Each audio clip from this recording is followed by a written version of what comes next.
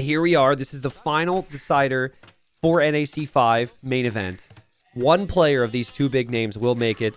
The other one will be at home. And like my wonderful co-caster Mark Gugu just said, last time around when there was a qualifier a year ago, it was the same matchup and it went to the 7th game. We've got Nicov in the red. We've got DauT in the blue. It is Byzantines versus Goths. Whoa, what is this, Mark Gugu? Yeah, that's very unexpected for me. Like, I was expecting like Byzantine for March Madness or a hybrid map maybe. Yep. So seeing them now on activity is a bit of a surprise. And Goth that early in the draft, I'm not sure. Like, I think DauT's gonna go for the cooking because Goth is unexpected as well. You don't know what you can expect from Goth, but late game should be for Byzantine. If we go into the late game, into the cataphracts late game, Byzantine will crush Goth for sure. But until that, actually, there is a lot of deers. There is 2 boars, so Goth early game might be really strong. Mark Gugu, did you play this game before the definitive edition? No, like actually my dad. Well, I did once when I was like 5 years old. There is a pic of me playing with my dad showing me the button and such. Okay. So that's the only time I played. But I think my dad played on Vubli because he is the one that gifted me the game. Like when I was young, I was like, okay, it's time for me to leave the house, the home, to go to the university in another city. Yep. And I get a laptop at this point. It was like a notebook, you know. And my dad was like, well, you need to like to have some hobby, to have some free time as well. You don't need to work too much to the university. I know you like to work, you like to try out the studies as well, but you need to relax sometimes. And you know what? My game of my childhood, when I was a children, just came out. So I will buy it for you. Ah. And it gave me Age of Empires Definitive Edition. Okay. First, I was like, oh, what is this game? And then I played the first time, then the second time. Then I was like, oh, it's maybe not bad. And at the end, I'm here now, tryharding it. And that's it, So let me tell you my story. See, I haven't been around for only 4 years. By the way, shame on you for saying you were getting old on Twitter this week. You're 21 years old. You can get out of here with that crap. So I have very vivid memories of like being a super uber noob back in, like when I was younger, right? Pre-definitive edition. And like, if I saw this matchup then, I would have said, GG. It's over. It's done. I can't do anything. Byzantines destroy the Goths because cataphracts win everything, and you just had a lot more time. So I asked you that. It was a nice story because I want to circle back to that, right? That is a really dangerous thing. And it's not just that. It's like the Goths, they have other things to be worried about with the Byzantines. If they go for archers, the Byzantines have the cheap skirms. If they go for knights, the Byzantines have the pikes and camels. So I imagine like first game of the series, Nicov probably going to play this rather passively here. He doesn't need to take risks with the Byzantines. He knows and has faith in his civilization. Yeah, he knows as long as he survived the early game, he might be in a better position. Yeah. And I think on this map, actually, the composition like spear plus skirms is really good, actually, because it's not like you are that far from the opponent. True. Yeah. Like if you open Scout Rush, you like to be kind of far from the opponent, so you can use your mobility, you can like makes your opponent crazy, like drives him crazy. But there, spear skirm is like a double composition instantly, and it's really tough to deal with. But Nicov. maybe DauT? Yeah. Nicov, he's gonna save that villager there. DauT right away here, trying to stop the walls. I'm a little bit surprised because it's DauT that we didn't see man-at-arms here, especially against Spearman Skirm. A lot of pros, and yourself included in this, don't really like the man-at-arm play right now. A lot of people think it's too expensive, but it is cheaper with the Goths to go for infantry. DauT chooses to not do that here. I'm a bit surprised. Like as you said, many pros think men-at-arms is very expensive these days. Yeah. Because people know exactly how to defend perfectly against it. They know like how to pull themselves like ahead in economy.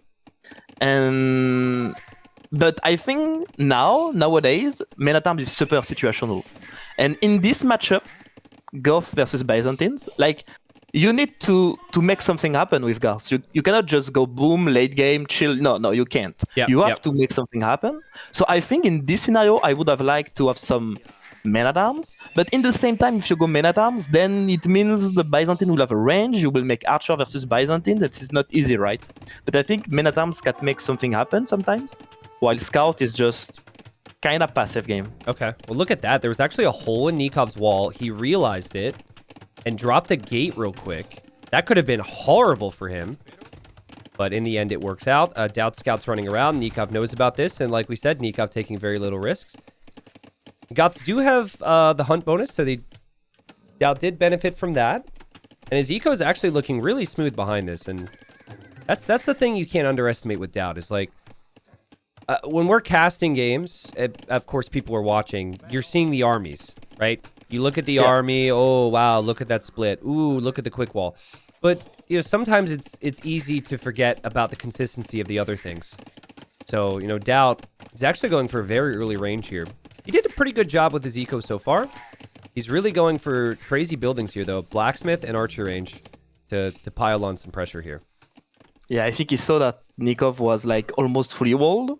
So he's expecting Nicov to go forward now, and he needs to kind of defend. Yeah. And yeah, he definitely needs skirms. I'm a bit surprised though that DauT isn't taking the extra deers on the top of the hill. Yeah, it's true. On the outside. Like that would be a perfect DauT play, right? He likes to play the map, to play the sieves.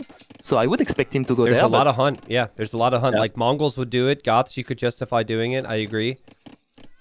Nicov is 2 spearmen, so DauT's going to be adding skirms. Actually 3 spearmen now, but DauT will simply be adding skirms to try and kill those spears, and then the scouts are going to be there for the skirmishers. But this is tough, man. It's just like really awkward for DauT right now, and we're waiting to see if he could find a way to kind of turn this one around. Right now, it's all Nicov. We just saw our first kill of the game. Nicov has played this exactly as he would have wanted. Safe behind walls into a bunch of skirmishers and spears. Yeah, that's so annoying to play versus this composition. That's very annoying. But actually, Nicov has to pay attention to not overextend because like he's kind of behind the military building of DauT, which means that he cannot bring reinforcement. Yep. And DauT is massing a lot of army. That's 5 scouts there. That's a lot of skirms as well. I think Nicov will be cleaned up, but maybe Nicov is using this forward pressure to be able to like chill at home, going for Castle Age. Like maybe he's just buying time with this army. Like he's just running, no problem. And DauT is like in the middle of, should I invest more because I don't know if he's bringing more units to me behind this, or should I just not overcommit, go Castle Age? That's not the best position for DauT. That's not easy to play, but I think he's doing the right thing, like not making too much scouts, just making sure he cleans that, and that's it. Yeah, we'll see if he does. I mean, it's going to be tough to find the engagement. And also, then you have your Goths with 9 skirmishers on the field. That could be where DauT is at right now. So yeah, I think Nicov has played this wonderfully. Just buy yourself some time, as you said. He's on his gold at home. He's got plenty more food banked up. Does lose his scout there, which is a little bit sloppy. It will be interesting to see if DauT can actually harass the gold, though, because the walls for Nicov are perfect for everything except the gold. And gold is going to be really important here.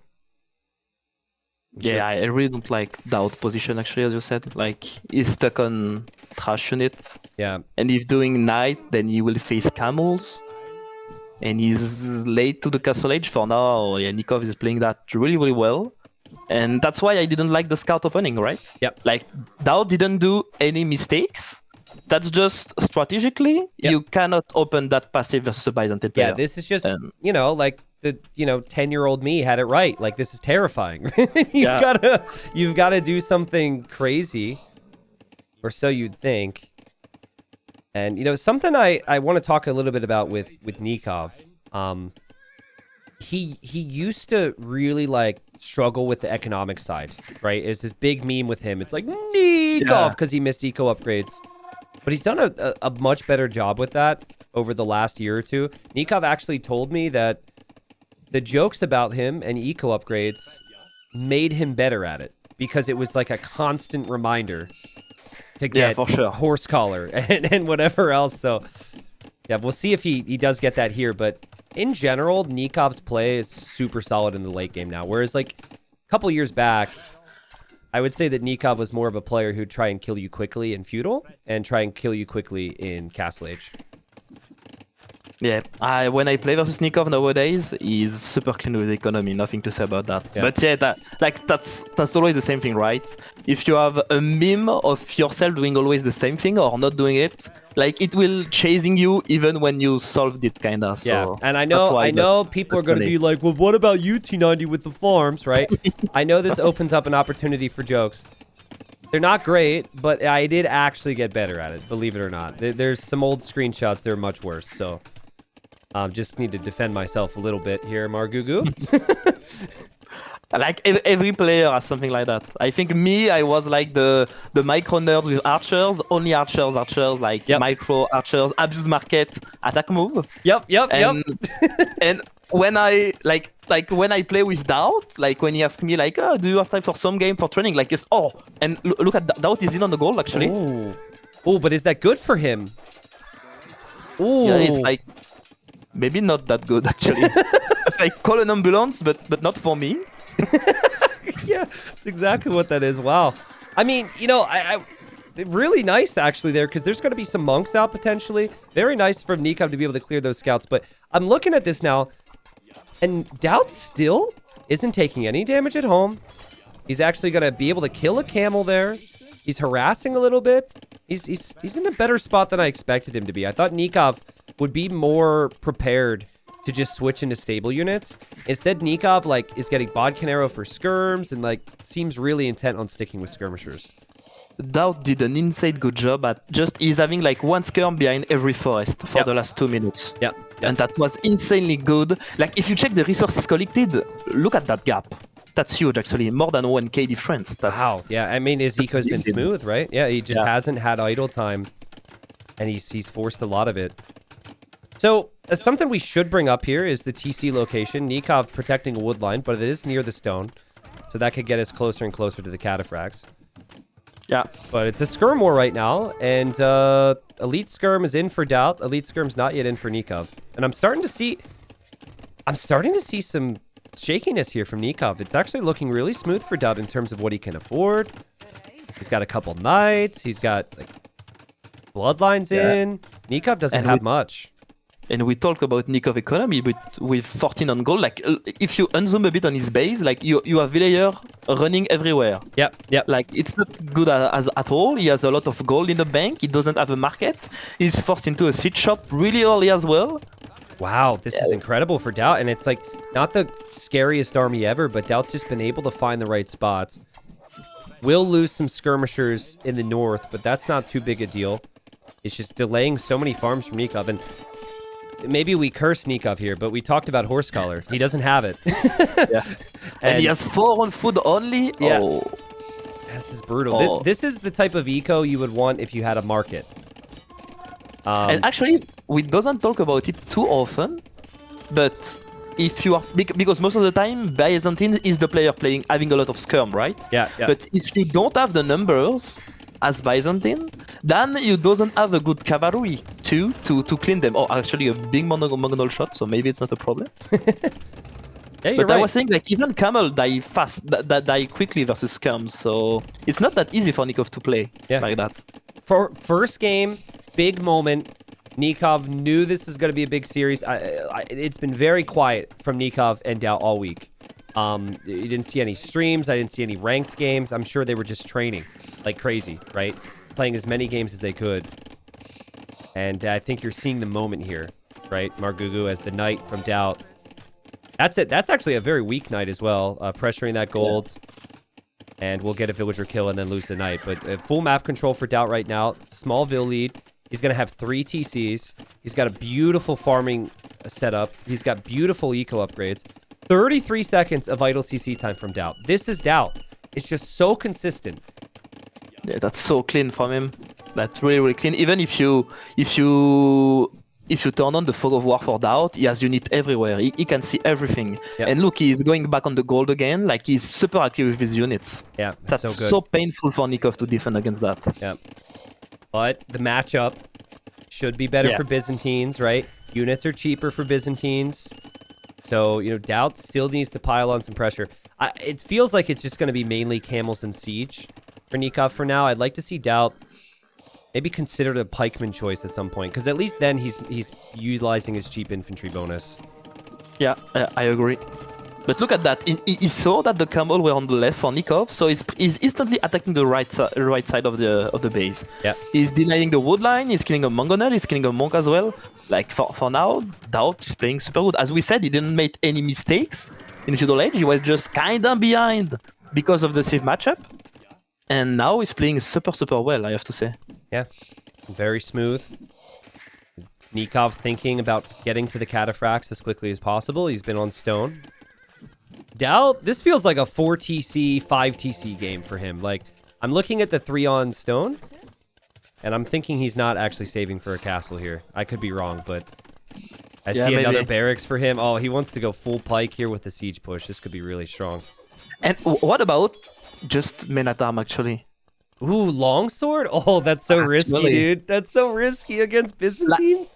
Like Byzantines is super good versus them if they have archer or cataphracts. Yeah. But it's not like camel destroy them. It's not like they have bloodline on their knight as well. Yeah, true. Actually, maybe that can be an idea. And DauT is a cooker, actually. So, third back. Yeah, he's adding another barracks. I mean, I think it's just for pikemen here, though, right? Are you doing 3 barracks for pikemen only? DauT, dude. Listen, you weren't around, but he used to go 6 TC every game, all right? That was the meta in the mid-2000s, so that's why I sense the 4th TC. Especially on this map with where the golds are, if you have the scouting, I think like TCing the extra golds on the sides could be really good. Yeah. DauT's got a massive eco lead. Like, res collected's got to be ridiculous now. He's collected 4,000 more resources, more of every resource except stone. But it's that stone that takes Nicov to Cataphract, which is the unit you fear the most, is the Goths. Yeah, actually, you're right. I'm curious what DauT has in mind right now. Maybe he wants to go forward castle. He adds some more villager on stone, actually, to mine some more stone and maybe go for a forward castle. But maybe he just want to take the hill on the middle because this hill is scary. Yeah, I think like this map, you see a lot of hills in the middle. It's funny, though, because there's no resources there, right? Obviously, if there was stone and gold, there'd be big reason to do that. But players mainly do it for control. DauT's pikemen and skirmishers could all go down to the siege. And the only thing he has to kill the siege is knights, which can't get in close because of the camels. Big moment in this game. He's coming, though. Yeah. And he will get the hill advantage. And look at the farm number. That's huge for DauT, actually. 33 on food for DauT. Crazy. Nicov, he really needs to micro this perfectly. DauT knows he doesn't have to because he's got the numbers and he's got the eco, and he dives in with the pikes against mainly camels. DauT will clear this up most likely. Nicov will be pushed back. Nicov wanted to win this fight and drop a castle in the middle himself. I don't think that is a possibility now. And this is what DauT was thinking, just full pikeman spam. Yeah, exactly. I think now Nicov is thinking maybe a defensive castle. He has no choice. Oh, and look at this castle. Oh, that's not a good castle, actually. That's a very short-term one. Yeah. Short-term one. It's like, I'm panicking. I need to survive. Okay, let's put a castle there in the middle of my farms. That's not too bad because there is a lot of economy around. But just think that DauT will have the hill for free. He can even like just castle the front of Nikov's base as well.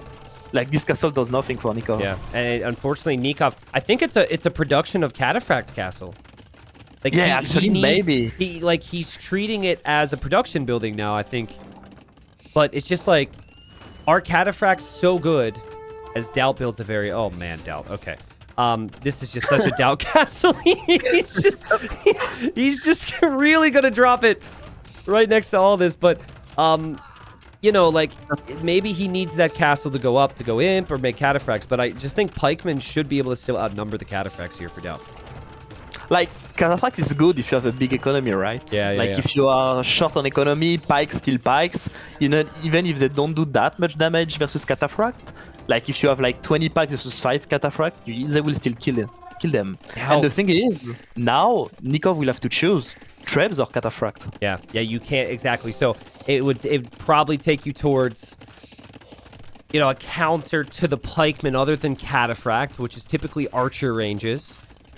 university. You wait for chemistry, right? And then you can make some gunpowder. And that's another thing the Byzantines have, which the Goths should fear. But there's just so much time for DauT. He's actually going to go for anarchy now, so he can spam Huskarls from his barracks. It's just the classic Goth mentality. I do not care how good or bad the trades are. I will make more units all the time, and you will never be able to keep up with production. That's what DauT is thinking. Yeah, exactly. Like, the time you need to clean up all the pike, like, Goth already have more than before. That's crazy. And I think I saw a game it was on Desert Void, actually, of DauT, and I saw DauT going Cav Archers in late game with Goth, actually. So in case we saw Cataphracts and Cannoneer, for example, maybe he could use Cav Archers. They're not that bad, actually, with them, with Goth. DauT needs to get on the gold here. He's got 9 on gold. He's got 3 relics, but he really needs to get more gold. He's going to find some in the north. That feels a bit better. Nicov is not going to expect Huskarls, right? Like against Cataphract, you're not going to expect it. But I mean, he's made like 6 Cataphracts with more in queue. So great job from Nicov. He's actually had time to make a lot of Cataphracts while he's waiting for the imp. And then, like you said, he'll probably make Trebs. And and actually, I think DauT, if DauT realized that he can just raid the back, like raid the gold of Nicov, Nicov has 0 protection on them. It's like no TC, no castle, nothing. Yeah. But at what point, if you're not killing the Cataphracts, do Cataphracts become a problem? The Huskarl's getting mopped up on the left side. Nikov's done a good job to stay alive. On the other side, there's Pikemen. So that'll be a worse fight for him. And DauT clicks the Halb upgrade. First thing, also has Trebs on the way to push Nikov's castle. Extremely hard to take up Byzantine castles, though. Still, though, DauT untouched behind all of this. And Nicov, look at the queue in Nicov castle. There is like 6 or 7 Cataphracts. Yep. Like Nicov is like, oh, let's go, guys, faster, please, I need you. But that's not gonna work. Like he has nothing. Like he has no B plan. Yeah. Oh, he's doing range now. He's having chemistry, but 1 minute to get chemistry, and it's not like Cannoneer are that good versus Huskarls, right? Like if you don't have a mid shield in front of them, you're just gonna get overrun. Yeah, and all the momentum right now here for DauT is DauT's actually gonna get into the gold quick wall. He might not end up killing much. I'm not sure. There'll be a conversion and some Cataphract skills, but it's just blue dots running into the eco from Nicov all the time. And to start off such an important series, to win with the Goths versus the Byzantines, especially when this became kind of a boom game, would be so big for DauT's confidence here. Oh man, and it'd have the opposite effect for Nicov, obviously, because like Nicov is gonna feel like he should have done better to get to this point. Yeah, DauT has played amazing the early Castle Age, and when DauT is ahead, I don't think DauT is this. I was about to say I don't think DauT is this type of player throwing too much games, but I was thinking about this castle. Like in front of 2 Mangonels, I was like, maybe I'm wrong, but I actually think many DauT castles are made like when DauT is in a very bad spot. You know? I'm telling you though, Margugu, this isn't over. The Cataphract count is up to 12. There's a bombard cannon coming from Nicov to hit DauT's Trebs. Nicov is repairing wonderfully here. Nicov is holding on. Nikov's making hand cannons, and so we are not finished yet. You see desperation from DauT there to go in for that bomber cannon. He will lose his halbs in the process. Nicov is still alive. Yeah, Nicov is holding, and DauT is going for Elite Huskarl. Ooh, that's a decision. But he did take out the bomber cannon with the Trebs there. And he actually killed a couple hand cannons too, so does Trebs still stand? That's actually a big deal. Frustrating one for Nicov too. I hate it when Trebs hit stuff. Oh my god, these Trebs are killing so much.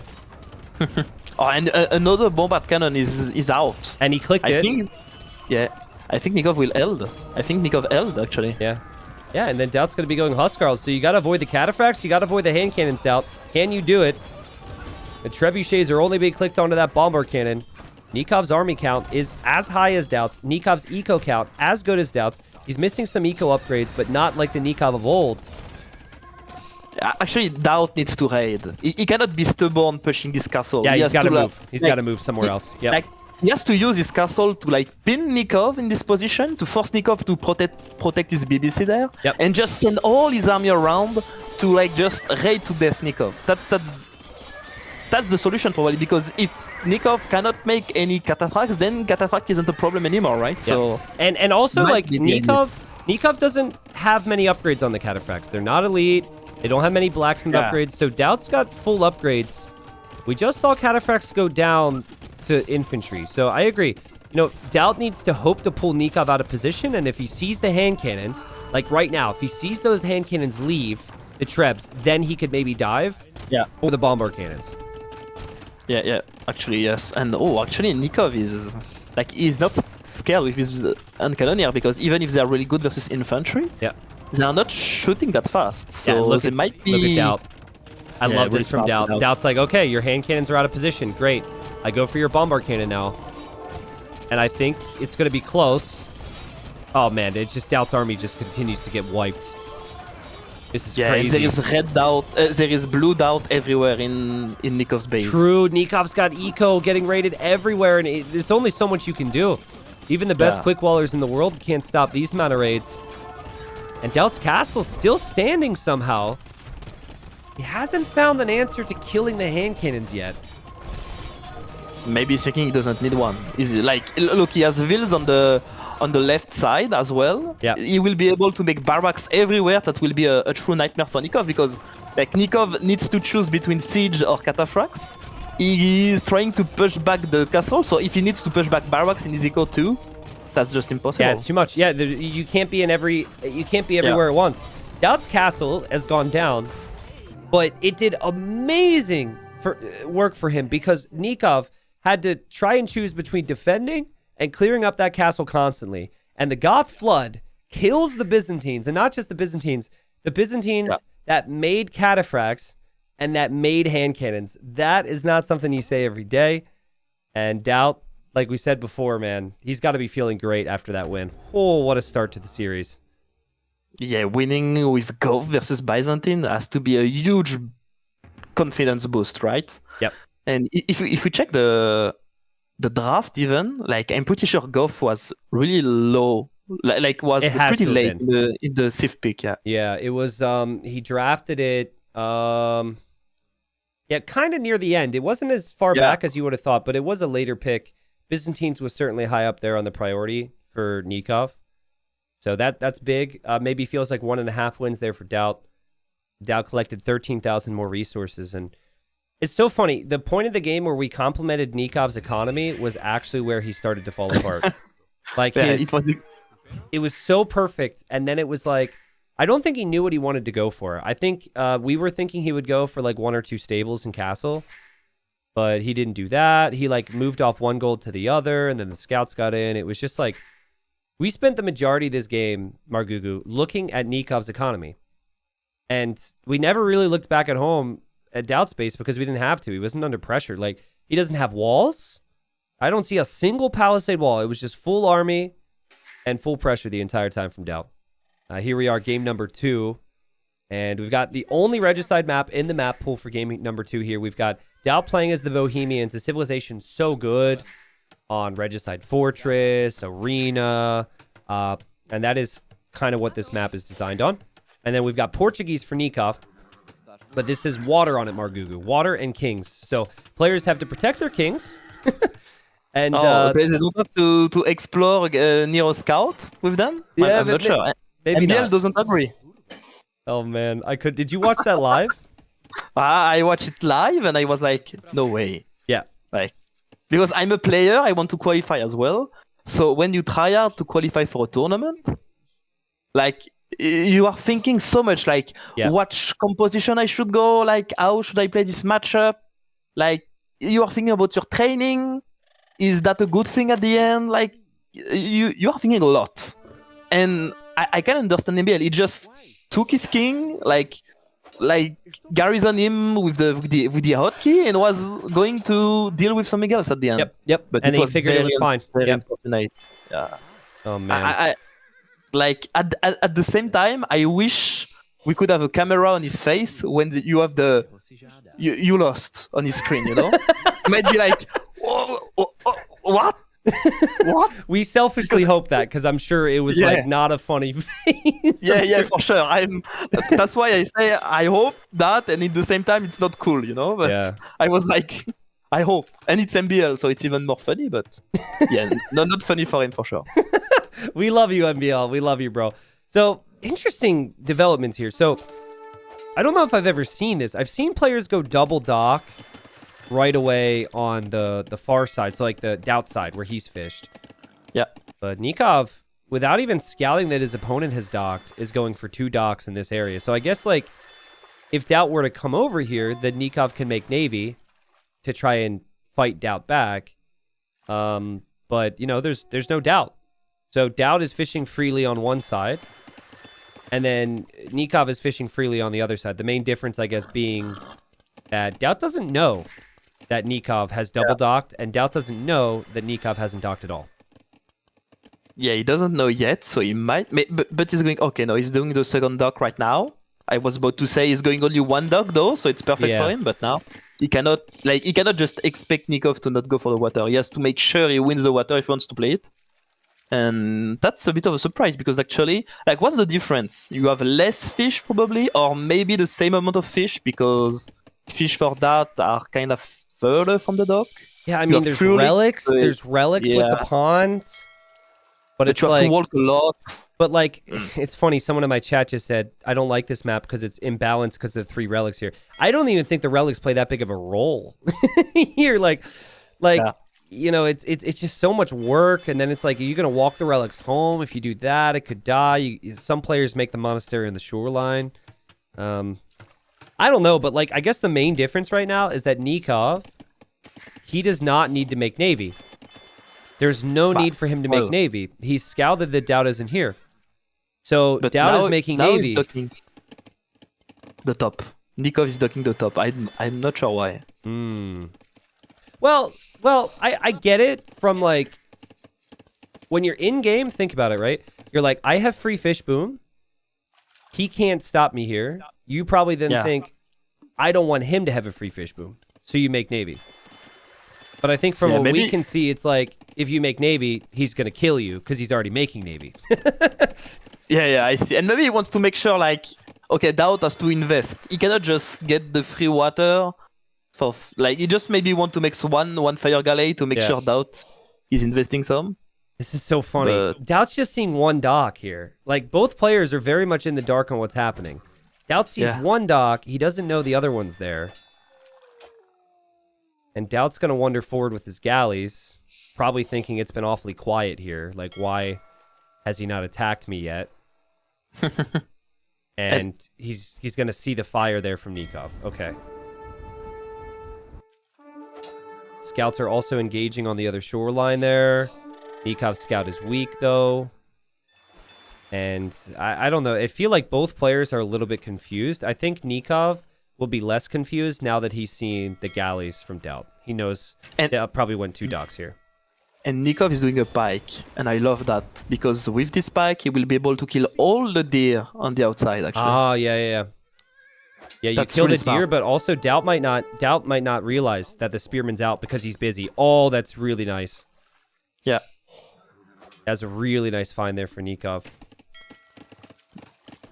Okay, because like yesterday, DauT messaged me at 4 a.m. and he was like, "Marugu man, are you here and ready? Give me few games of NAC training, please." At 4 a.m. I was like, well, 4 a.m. My sleep schedule isn't the best, but like, are you sure? And he told me something like I couldn't refuse. He told me, "Come to NAC in Berlin as my +1, and I will offer you a shisha. The first shisha is on me if you train with me." So I was like, well, I have to do it. And we played this map actually. Okay. And he told me, like just imagine 4 a.m. I'm nastily, like, I'm like, okay, I will train with you a bit. I like you DauT. And I don't take the deer. He sent a spear to kill my deers. And he tell me, "Oh, you are so bad. You didn't even defend your deers." And I'm really sad that the spear is going back because I would have loved Nicov to kill all the deers from DauT. So he asked you to train at 4 a.m. You say yes. And then he talks smack, right? And then he trash talked me. Yeah. He said, I remember exactly his sentence. Not your best map, eh? Not your best map. And yeah. Oh, well, that's DauT for you, right? That's just like typical that's DauT. Yeah, I mean, that's what people love about him, right? Beyond his strategy, it's just who he is. But I gotta say, you know, for all the trash he talked to you, I think Nikov's position is really good right now. Now, Nikov's got to make sure he doesn't lose these vills. Nicov doesn't have Loom, actually. But if Nicov can click the War Galley upgrade, there's opportunity for him to maybe kill DauT's fish. But it will be tough to get there, I guess, with DauT having that many galleys. We'll see. That's funny, though, dude. DauT's sleep schedule, you're what, 21? DauT's 37? DauT's sleep schedule is that of a 16-year-old, dude. He is, like, awake at the craziest of times. Yeah, for sure. Like, his sleep schedule is really bad. Like, I don't know how he does, but, like, my sleep schedule isn't the best for sure. But sometimes, like, he launched a stream at 4 a.m. I'm like, DauT, come on. You cannot launch a stream at 4 a.m. And then I go sleep. I wake up around 11, 12, and he's still streaming. Like, he's losing his deer now, by the way. So there you go. Oh, thanks.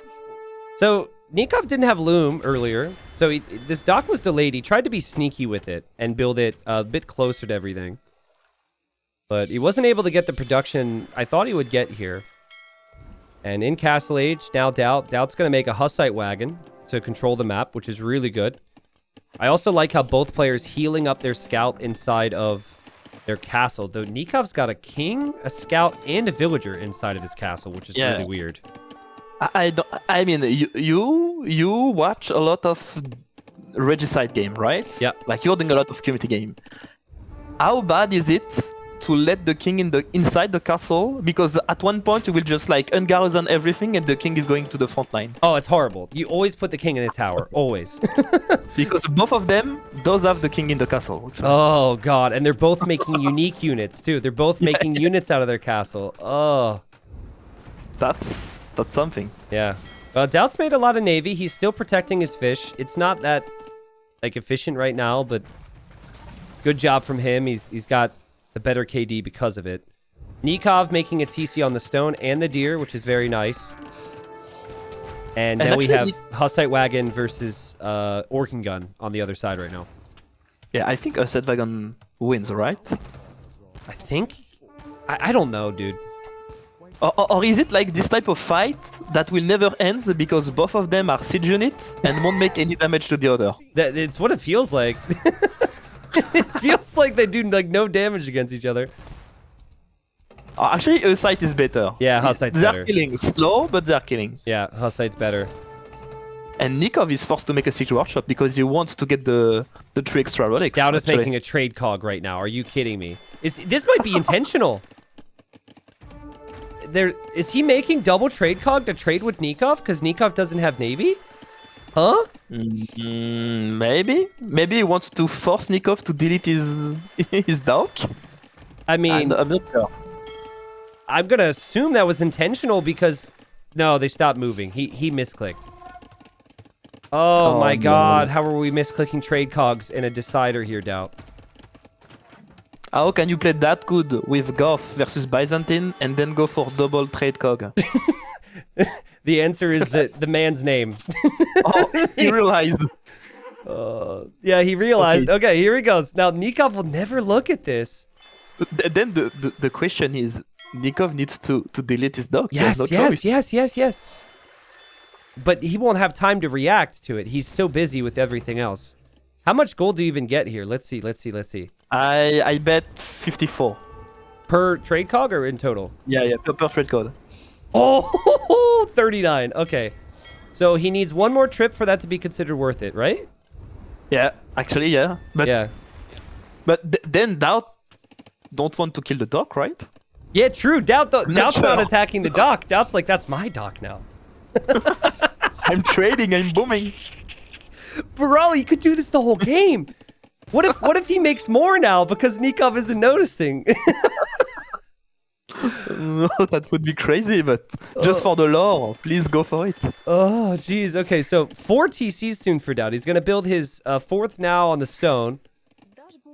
And Nicov has been on 2 this whole time, actually. Wow, only 2 for Nicov. He's really far behind with his eco. Just to be absolutely precise, he will do the 4th town center on the gold, but not with the deers. Yes, Just no deer. so- No deer yeah, here, people. No deer. No deer. While Nicov get his deers. Oh, man. Both players will want relics. Nicov is getting the relics from the pond. And so he should get 3 from that. And he is also stonewalling, which I think is really smart on that side. Yeah, I really like that. That's super smart, actually. I'm really focused on the trade right now. Nikov's never going to look at that, dude. I think that's good now. It's worth it for DauT. Yeah. Look at the eco difference. This is wild. Like, I mean, DauT is just completely outbooming Nicov. It's not even close. Yeah. Nicov is so late to the 3rd town center. I've seen a lot of games on this. You'd expect. Like, right now, he's got 8 vills in queue, Margugu. 8 vills in queue and still has 250 really food.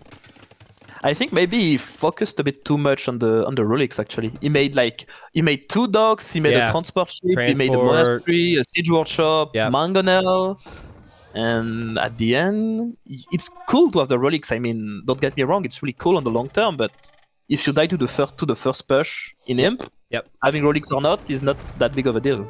Yeah, DauT just wants to delay with these wagons to get that relic. And there's other relics on the map too. Like, DauT could realistically still get like 2 or 3 himself. But the eco difference is massive here. And you, when you looked at the map pool, you said that you favored DauT a little bit today because there's a lot of boomy maps, a lot of eco. Yeah. And that's precisely what we're seeing here, isn't it? And I think DauT on Regicide Fortress on this type of map, that's one of the best players of the world. On Regicide Fortress, on Regicide Arena, kind of like of map, that's for sure one of the best players. While the trade cog is going for another trip. Yeah, I mean, they paid for themselves now. For sure. This is crazy. This is going to be the highest trade profit ever in competitive AoE 2. Oh.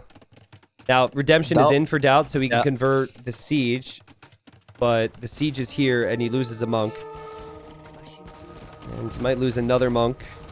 And actually, the score isn't too pretty for Nicov as well. No. You might think, like, did I did something wrong? Like, what's going on? Yeah, I'd be thinking that. Now, I mean, mangonels are great against Hussite wagons, especially after the recent patch. But monks can convert the mangonels. And so a lot of wagons go down, but DauT with that eco lead will still hold control here. I'm still so unhappy with the fact that he has his king in that castle, though. Like, when he goes to make trebs, I'm so worried. One misclick, and the game is over. But actually, that's the same for Nicov. But looking at the situation, maybe Nicov can handle the risk a bit more because he's clearly behind. While DauT would be a big throw. What's the trade profit at right now? Trade profit 250. Wow. Big conversion there from DauT, and then he killed Nemegano with it. The monks paid off so much here for him. What about to make like a dock at the edge of the map? make a new dock for more trade profit, dude. It's not gonna hurt. Delete the old one, so it's better. Yeah, true. Like, Nicov can see DauT's navy there. I wonder, I guess it never crosses your mind, but I'd be thinking, why isn't he attacking my dock? Nicov deleted it! Oh! Nicov noticed! Nicov noticed! Oh, that's so funny. He noticed, he saw the trade cog, and you might feel very flexed on right now. Like, you might feel like DauT is so confident that he traded with you, and you might, like, that would affect my mentality, dude. I would feel like such a small person if someone did that to me, you know? I would imagine all the caster going like, again, another trip? That's worth it, actually. I would imagine that right now. And then I watch the score and I'm like, ah. Yeah. Like, he's so ahead that he can trade with you. That would just hurt so much. Now, we know it was probably a misclick from DauT. It was a good one. But yeah, it was the best misclick DauT's ever done, maybe. But look at that. DauT has 41 farm versus 28. He's doing his third castle. He's getting chemistry ready. Yeah, I don't see a way for Nicov to all this. Yeah, because like the fact that he can make bomber cannons right away is not something Nicov Easier. can compete with. Yeah. If DauT sends his king forward, though, then that's the way. But, oh, man. What's happening on the bottom of the map? Why there is a village, that wall? Like, does she want to start like a new village? I can't tell you, man. We just have to wait and see. Yeah. She's a pioneer. You know, no one Yeah, understands for her yet. But maybe in time we'll understand her. Maybe she will like win the game by making some buildings in the back of DauT for raiding. To go kill the king. Yeah. Who knows? Yeah, Oh, who actually, knows? yeah. But I mean, you cannot kill a king if the king is going to the front line with this first treb. What if he makes a Fatoria there? Oh. and DauT has redemption, then DauT comes and he trade with you, and in the same game he's also converting a Fatoria. Yeah, but it's I think all that's it's not all that- next level though, because you want him to convert the Fatoria so he has less pop space. It's strategy. Oh. Because you know you are behind in economy. Yeah. So you're thinking, okay, I need to take something away from him. Let's take him pop space. Hey, I'm just saying, there's a chance. We saw 300 gold worth of trade in this game, so apparently anything's possible. knows? Oh man, but no, realistically, everything you said before is serious. Like this is horrible for Nicov. He's been completely outboomed. It wasn't even the water. It's just the TCs. He was so late to his town centers. And there's no way he keeps these castles up. Like, he still needs to wait another 20 seconds until he makes his first bomber cannon. DauT's gonna have 4. Yeah, and he's having 2 bomber cannon on the way, 2 trebs as well. He will have like 8 siege units. Yeah. I don't see a way for Nicov to hold that. Yeah, agreed. It's gonna be brutal. Nicov moved this king though. Yeah, smart. Move the king back. Out of the castle, which is about to go down. Nicov is going for more standard army. DauT doesn't really seem to be expecting it's going to be crossbow because he's going for pikemen right now, but he sees crossbow. He's going for arquebus as well for his bombard cannon. Smart. Big attack rounds. Nicov splitting. Nicov knows he's under pressure. He does this because he's behind. Yeah, he knows he needs to find an insane micro to buy sometimes, but still 5 trebs. Ufnita on the way here for DauT. And castle close. goes down. Nicov is castleless here on Regicide. Well, Copenhagen. But, you know, just how do you break yourself out of this hole if you're Nicov? Someone said all in on the king snipe. But you could try that, but DauT walled the side. So you can't really get to the king. Yeah, even that won't be easy. Yep. Like, DauT will saw you 100%. Yep. Will see you 100%. Like, I think even the king snipe is impossible. Yeah, I liked what Sato did. What is happening with the crossbows there for Nicov? I liked what Sato tried at the end when it was all falling apart for him. You gotta try, but here I don't see a way to easily do it. And DauT's gonna have skirms, monks, Hufnita, and Hussite wagon, and all of this is very strong here. Yeah, and on the long term, you can even go for monks costing food as well. Yep. When he's out of gold, so DauT is in a very, very good position in this game. Yep. I don't see a Skirmishers. way back for Nicov. Yeah, this is unfortunate for Nicov, right? Like, first game, you die as Byzantines against Goths. Now, I don't think the Civ matchup was way better for DauT. It was close, right? This is like 50-50 maybe, but DauT just completely destroys him. Maybe the only hope of King Snipe is this woman in the bottom. Yeah? That's the only hope of King Snipe. I but- like it, Margugu. I like the creativity. We like that around here. That's good. She's got to make, Like, I don't A know. workshop, BBC, Workshop. and then like 1 ranges for arbalest, 4 heroes, for the. But yeah. Yeah. DauT Some made a stuff. siege tower, which a lot of people are laughing at. I think that could actually be good to soak arrow fire. Like a tank. Yeah, It's I better than a remember Hussite myself- wagon as doing I that. remember myself in Titans League against Draken, misclicking bombard cannon for siege tower 4 times in a row, and then having 4 siege tower in front of my units. Yep. And at the end, I was like, wait, actually, it's tanking pretty good. It's really good. Look at that thing. It's Yeah. tanking all the arrow fire. It's not being used as like a transport, but it still wasn't even close to down. DauT converts 2 more cannons, and DauT is now up 2-0 in this best of 7, and Nikov's going to have to turn this around because the first 2 games have not looked good for him.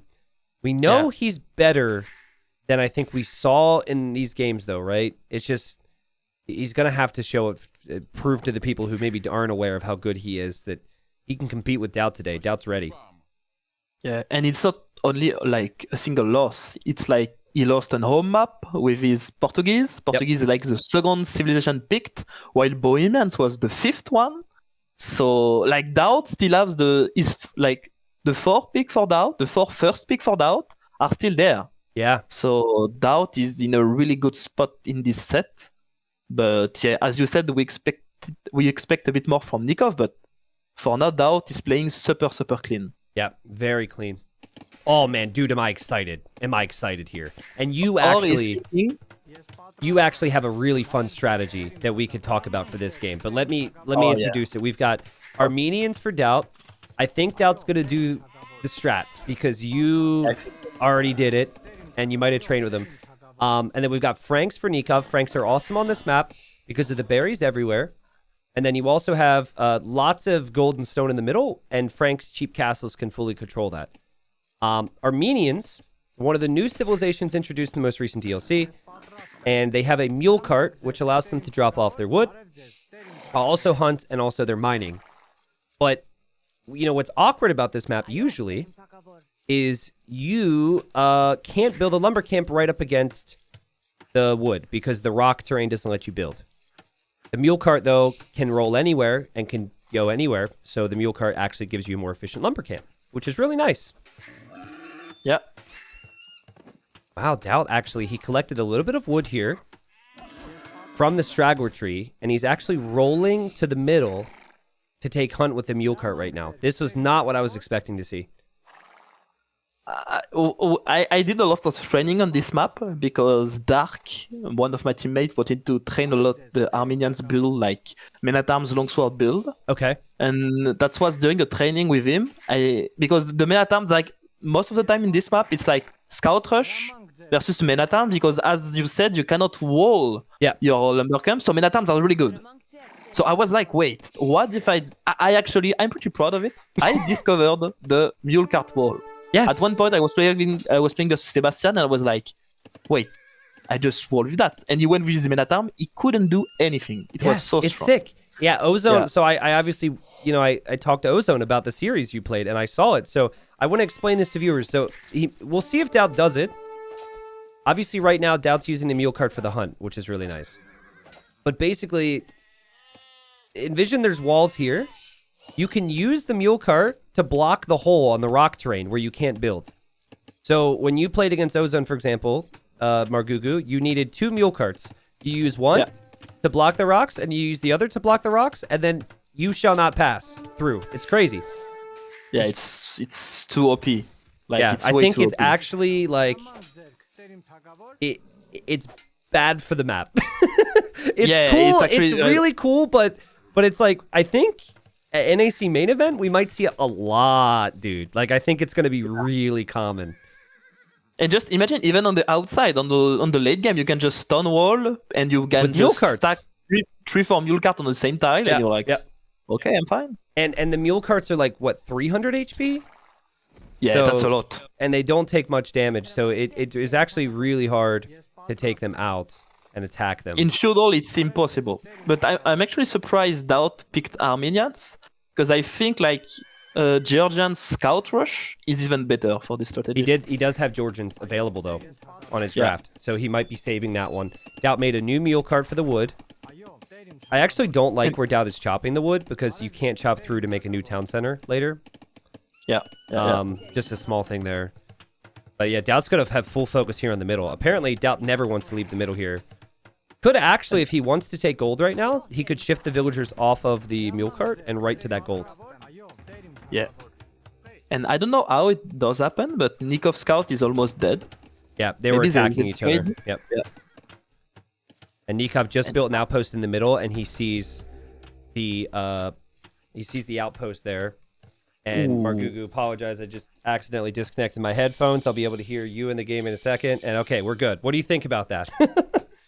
Well, DauT is going from some spears. Maybe DauT is going like spear skirms again. Looks like it actually, because he's not taking goal. He's not on goal. and Nicov is going for archers. I think Nicov wanted archer to avoid any men-at-arms longswords pressure. But if I saw that barracks, from DauT and I'm playing against DauT, I expect man-at-arms. So I go archers. Yeah. I do think. Go ahead. I was thinking like going archer as Franks on this map. I'm not that sure actually. I think I prefer like going scouts first.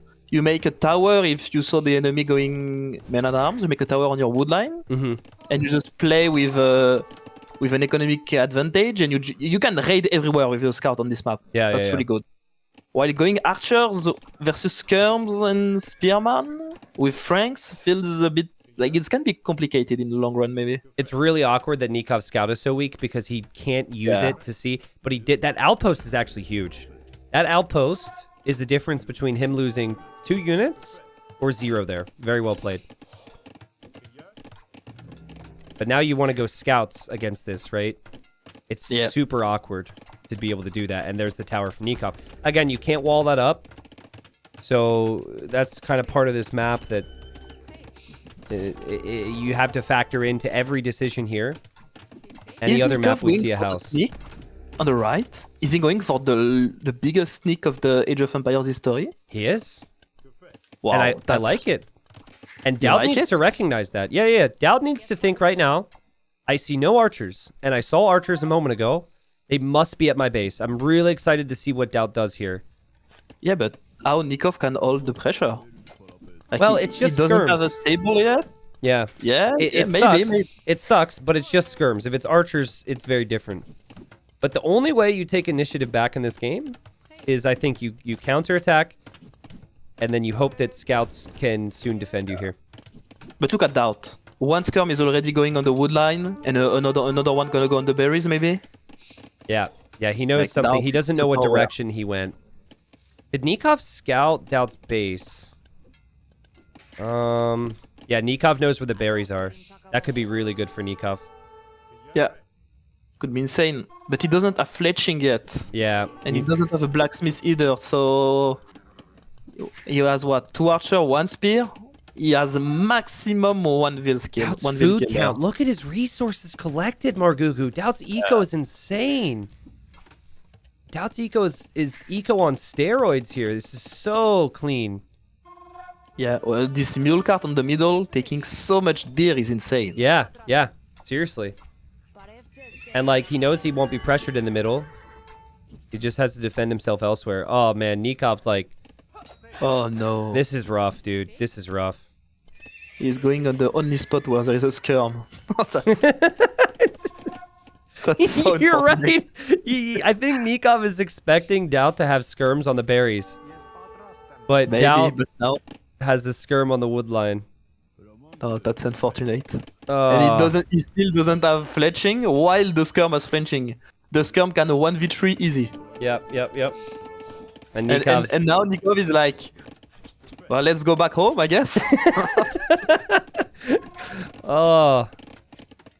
I just, Time to go back? This is just brutal. Like, DauT has played it so well.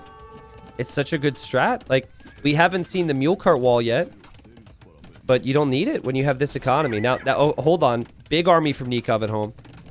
Archers, scouts. Archers and scouts could be really deadly, especially with Nikov's micro.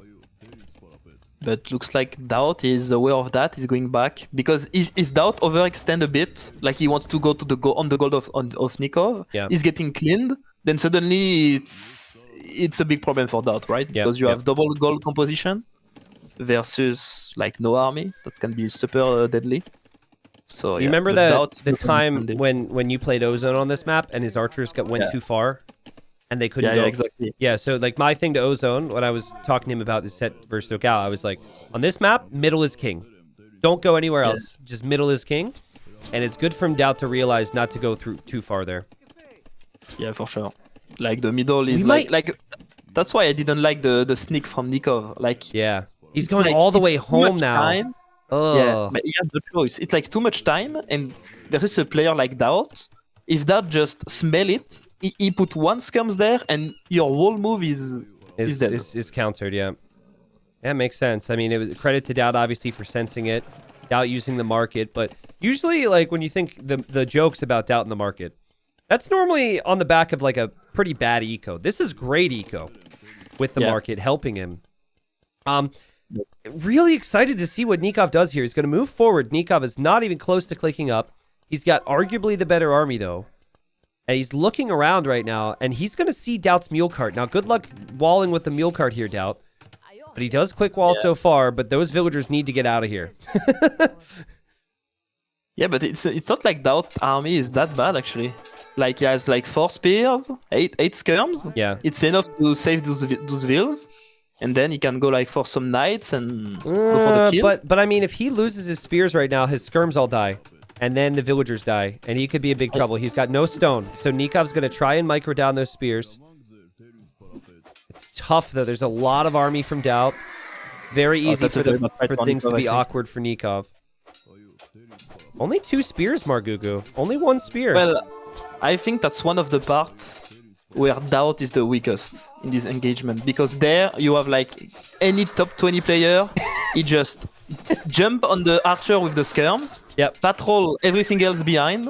Nicov lost all his archer, all his scout, and, like, you trade both army, but you are fine because you are doing knight behind. But now, DauT was just hit and running with spears and with skirms and spear in front.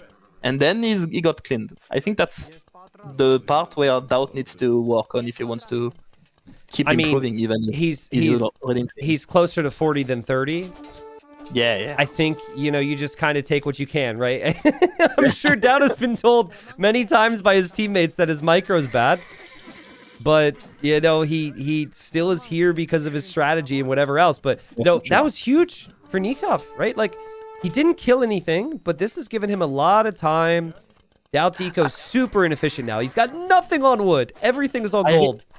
I remember your statement.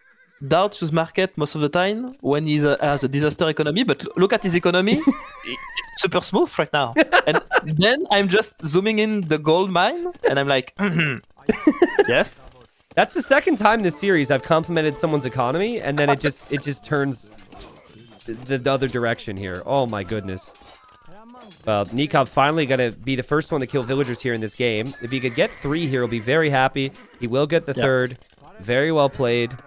And he's going to be going knights. He does have to defend, though, from the attack coming from DauT. He cannot wall it out with the way this map works. Yeah, it's not going to be easy for Nicov because he has to defend the first wave, and DauT already have 6 knights on the field. Yep. So Nicov will need to be really, really good with his defense. And look at this wood line. It's going to be super inefficient, but he has no choice. Yeah, that's good. Yeah, you're right. He has no choice. Same with the gold. His eco's good. He's gone 3 stables, which is not that common, but I think 3 stables when you're behind in numbers is needed. Nice quick wall. Still stressful times for Nicov. Like, I feel like in these moments, DauT can transfer a few more villagers to wood, balance out his eco, and still be in a really nice position. Yeah, it's still rough for Nicov because it's not like he's having a huge economy behind. Like, if it was Era, probably Era would have like 22 farms behind and it could hold. Oh, look at the wood. Oh, that's so painful. Yeah, I mean, the efficiency's awful. And you can't build a palisade beyond that, so you can't really delete that palisade right now. DauT is everywhere, all over Nicov. Nicov, though, will have 5 knights soon, and there's only like 5 or 6 from DauT at his base. Or 8, rather. Yeah, and Nicov has archers. What? Where did these archers come from Nicov? They're going to go right to the gold. DauT might not notice this. Oh, that can be deadly. Oh, no, knights are coming, but that might be 1 or 2 dead vills. Yeah, Nikov's microing at home. So he did what I would do and just sit them there and don't look at them. Micro. Gets another villager. And that's still worth it. DauT had to send knights back home instead of to Nikov's base. And you kill another villager, you weren't going to use archers too long after that anyways. And now, who's in a better position? I think Nicov. He has way more vills. Yeah. And better eco upgrades, right? Yeah. But, so, yeah, I think at the end, this fight with Spear Skirms was so key for the game. Okay, so let me just say it again to make sure, because I need to learn here too, right? Because I might not be on DauT level, but I'm like right behind, all right? So Yeah. you just all you do there is you just dive with the skirms against the archers, Yeah, right? exactly. So if you lose the fight, the archers are dead, right? But it's like you just jump on the archer with the skirms and you just patrol everything behind. So Nicov will have a choice. Okay. Either he hit and run with the archers, but then he lose them all, but at least his scouts survive, kinda. Yeah. Either he just accept to lose all his archers, and he kills your spears. Okay, got it. So yeah, so you basically you need to attack the archers is the key there, and those archers would have never gotten through, and maybe DauT would be in a better position. But look at that devotion coming in from DauT, a new tech, which adds I think 15% more conversion resistance. And both actually Nicov and DauT are doing it. Ooh. Both get it. Nice. All right, both very devout here. Second TC for Nicov, not for DauT yet. DauT's got 16 knights. I think it's 17, soon to be 20. That's a lot of knights. And there's not that many monks from either player out there, so it's kind of funny. I don't actually know the cost of devotion. I have yet to research it myself. 150 food, 100 gold. It's pretty cheap actually, and it's like 15% monk resistance. Yeah, I mean, resistance. That feels worth it. I mean, it feels super worth it actually. Sure. Yeah. But I really like it because there is a lot of this type of games nowadays, even on Arabia. It's like scout versus scouts, then light cav monks versus light cav monks, and there is not too much diversity, right? Yeah. So having devotion can maybe open some space for more diversity, and that's cool, I think. You've been very outspoken about your love for monks over the past year or two, course. so it makes sense that you would want your units not to be converted. Nicov there did lose his monks, and he also is trying to convert the scout, so he really screwed that one up, and DauT's going to be underneath the TC here. Yeah. There's knights everywhere. That's a fiesta on the Nicov TC actually, like... It does have fletching that will help a bit, but still 11 knights alive. And look at the vil count actually. Like I remember Nicov having almost like 8 vils. Now it's only 3. Yep. I wonder if some of this comes back to he just needed to catch up with numbers, right? And so you click your stables, you go to queue up Vils, and you go to queue up, you go to queue up knights, obviously, out of your stables, while also queuing up Vils. And I mean, 16 farms is nice, but it's not enough to do that all the time. So DauT has had done a good job here to force decisions out of Nicov. And you just think about the games, right? Like, game 1 and game 2, DauT took control, maintained control, dominated. This game, DauT took control, Nicov, he turned it around, and now DauT's right back in it. So this is more along the lines of what we expected today out of these two. Yeah. Close game. And let's see. It's going to be interesting because if Franks can play like knights, even in Imp, I think Armenians knights on Castle Age are good, but on Imp are not that good. So I think at one point DauT will need to transition into Pike at least first. And then Arbalest maybe? I'm not sure. Well, what about Halb and Castle Age? Armenians can do that. Oh, true, actually. Might be the play. Yeah. Just Halb's Knight, all in. Yeah, you get your barrack technologies 1 age earlier, with the exception of being Man-at-Arms. Like, you can't do Man-at-Arms in Dark Age. So, yeah, I mean, it's DauT. And DauT loves his infantry. Yeah. I could see that being the choice. Nicov taking a fight on the right side that he will lose. But he's taking that because he pulled some of his knights away to try and deal with DauT on the left side. There's just consistently been more knights from DauT. And DauT's eco is, again, untouched at home. Constant pressure on Nikov's base. There, Nicov gets a conversion. You could definitely see devotion, right? It's taking a little bit longer. But, oh, man, DauT's on the other TC on the right now. Such crazy control from him. He's just got to be careful he doesn't lose all army here underneath these TCs. And once again, the resources collected. Like, Nicov has more vills, but they are not working. Yeah. And that's crazy how DauT, with the same amount of army almost, is able to force Nicov into the defense and be peaceful at home. Yeah. Like, be chilling at home. That's crazy. Yeah. And, like, he doesn't really wall, right? Like, DauT didn't try a wall at all, actually. Like, when the units came to his woodline, he just ran away.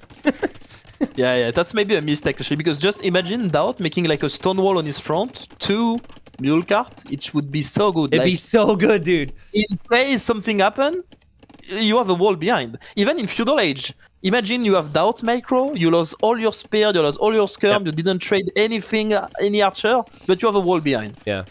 I think he would have won the game, maybe. Yeah, well, already. listen, Margugu. We know, okay? You put this into my mind even before we cast together, because I saw your game against Ozone. So we know, and in 3 weeks, when the main event happens, and I'm telling people there's going to be a mule cart wall, and whoever I'm casting with, like probably Dave or Nilly, would just be like, oh, that's a dumb idea, T90. When they do that, I want you to be like, T90, I believe. And when it happens, remember this conversation, all right? You predicted it. Okay. We predicted it. But I think it's really good. Yeah, really, like really you're right. Like stone wall, mule cart, and it's completely walled on the front. You could even, yeah, it'd be so good. And then you can just send all your army going counterattack, buy time behind, and you kill like 20 vills, you won the game. It'll actually, like, I think it would actually lead to some level of controversy if that happened in like a final. Players will not like it. But yeah, it's something that's possible here. And oh boy, big moment incoming. 18 knights for DauT, 23 knights for Nicov. DauT has more monks, but can he convert different targets? That's not something you normally think of when you think DauT. Oh. I can imagine him like being close to his screen, like trying to click every night with every monks. He's gonna. This is a much better fight for DauT. Oh, he's killed so many monks. Nikov's completely falling apart.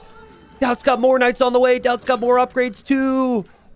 Oh shoot! Nicov wanted a castle towards the middle, and now DauT has the opportunity to do that. Wow. Yeah, DauT should do it right now. What about the forward fortified church? So you engage, and at one point you can just jump back into your church. That's also really good. Yeah, you can just hide your monks. Yeah. Do you agree with that, by the way, that you should be able to garrison monks inside of a monastery with 2 civs out of 45? What did you say? What's the question? Do you like the fact that monks can garrison in a church? No.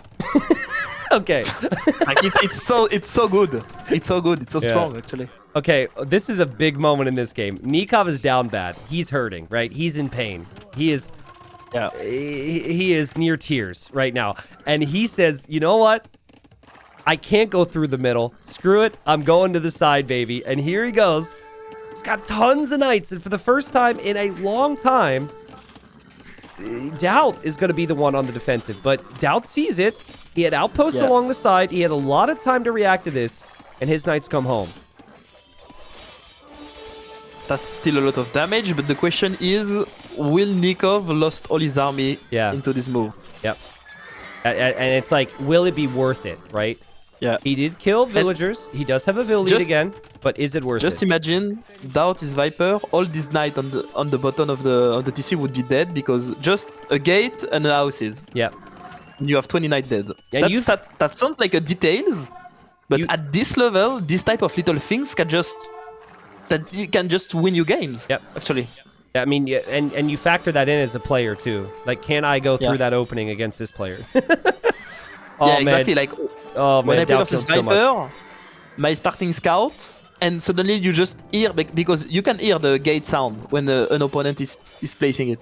You hear the gate sound, it's panic mode activated. Like, my scout is like moving every direction. Like, okay, I need to deny it. I don't want to be humiliated.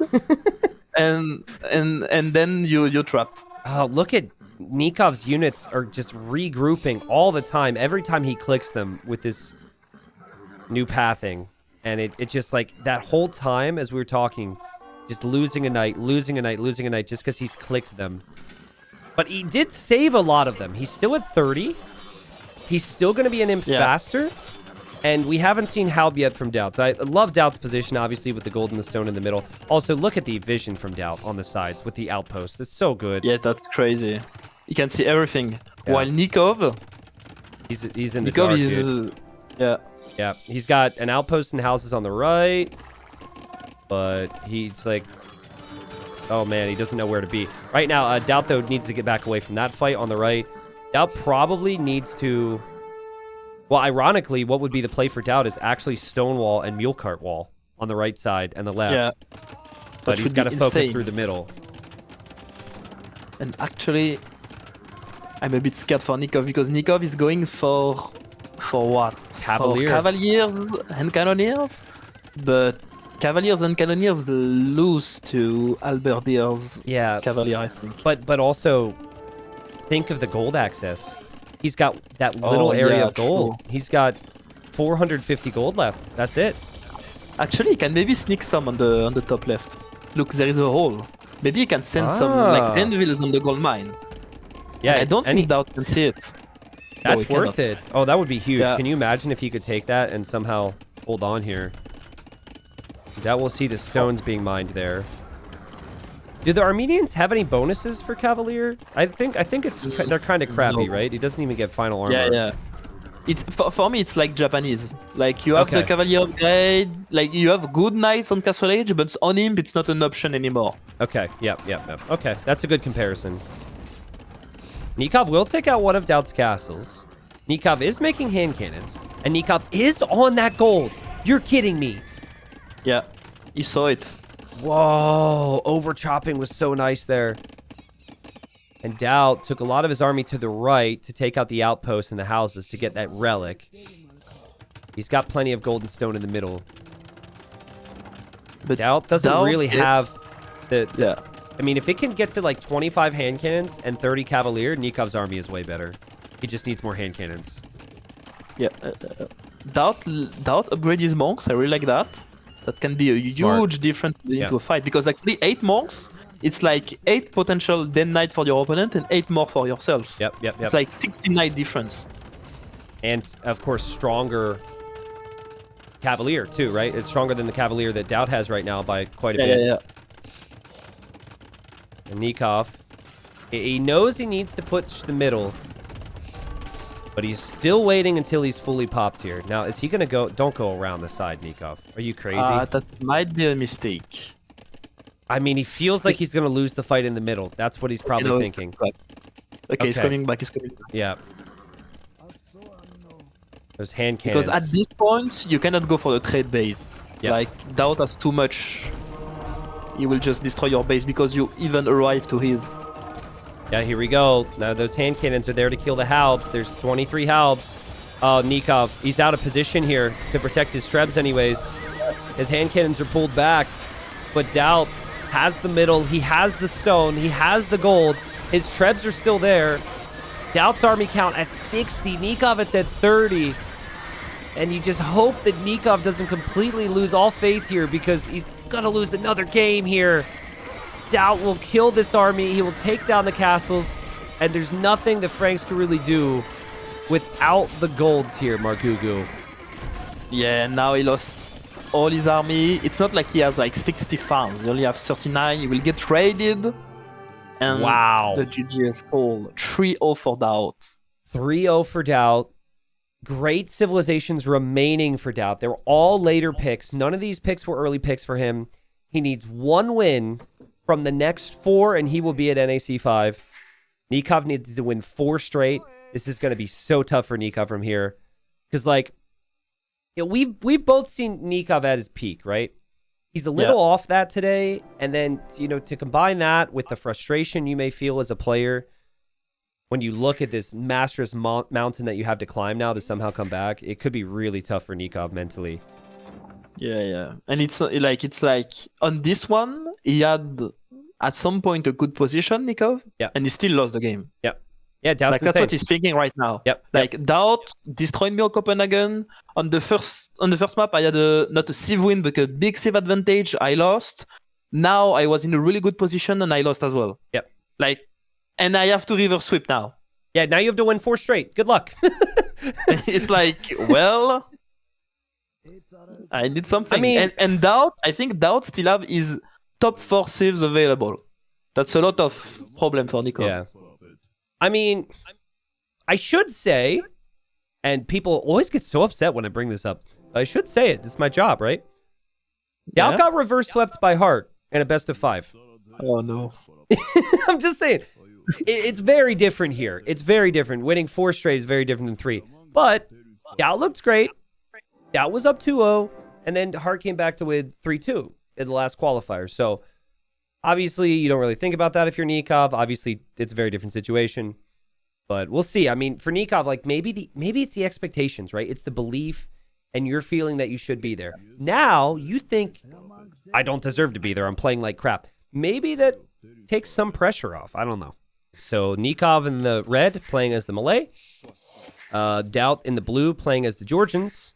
This map is super fun. You've got 9 total relics on the map, 4 on the outside, and then 5 in the inside.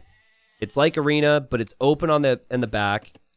The difference with this version than the Titans League version that a lot of people probably have seen is you cannot wall to the edge. So that makes things a little bit more awkward and obviously leads to the potential for an attack on the outside. Yeah. But that's interesting because, as you said, Nicov doesn't have the best experience on this map. Or maybe it's not like his favorite map, let's say. And he's playing versus Georgians. So he's not used to play this matchup, right? Because most of the time, like in ladder, you play many matchups because most of the time it's random saves. But in tournaments, like let's say you play arena only, you will most of the time you will have like the same matchups. Yeah, like it's going to be Bohemians versus Burgundians, things like that. So even like for me or maybe for Nicov that are not like super good arena player, we don't really like this map, but we know how to play the same matchups and we know how to deal with the saves. But if you're playing versus a different saves, I'm pretty sure he never played Malay versus Georgians on an arena like. Yeah. So he doesn't know potentially how gonna go the game. And I think when you are not really very experienced on this type of map, it can be a big problem. I think, but here's the positive. Malay are so good. Like you can just choose the ideal strategy with Malay. And they are so good against all civs that I think you don't actually need to think about it that much. I think you just go, okay, I either go fast feudal into eco upgrades and adapt, or I go fast castle into booming with relic contest, right? So I don't think, and Malay are kind of one-sided too. It's not like they have a ton of options. So I agree. There is a little bit of, uncertainty for Nicov right now, but you just gotta play his game and hope for the best here. He's clicked up. This is the strategy I like the most with the Malay, is the fast feudal into eco. And it should be fine. Options.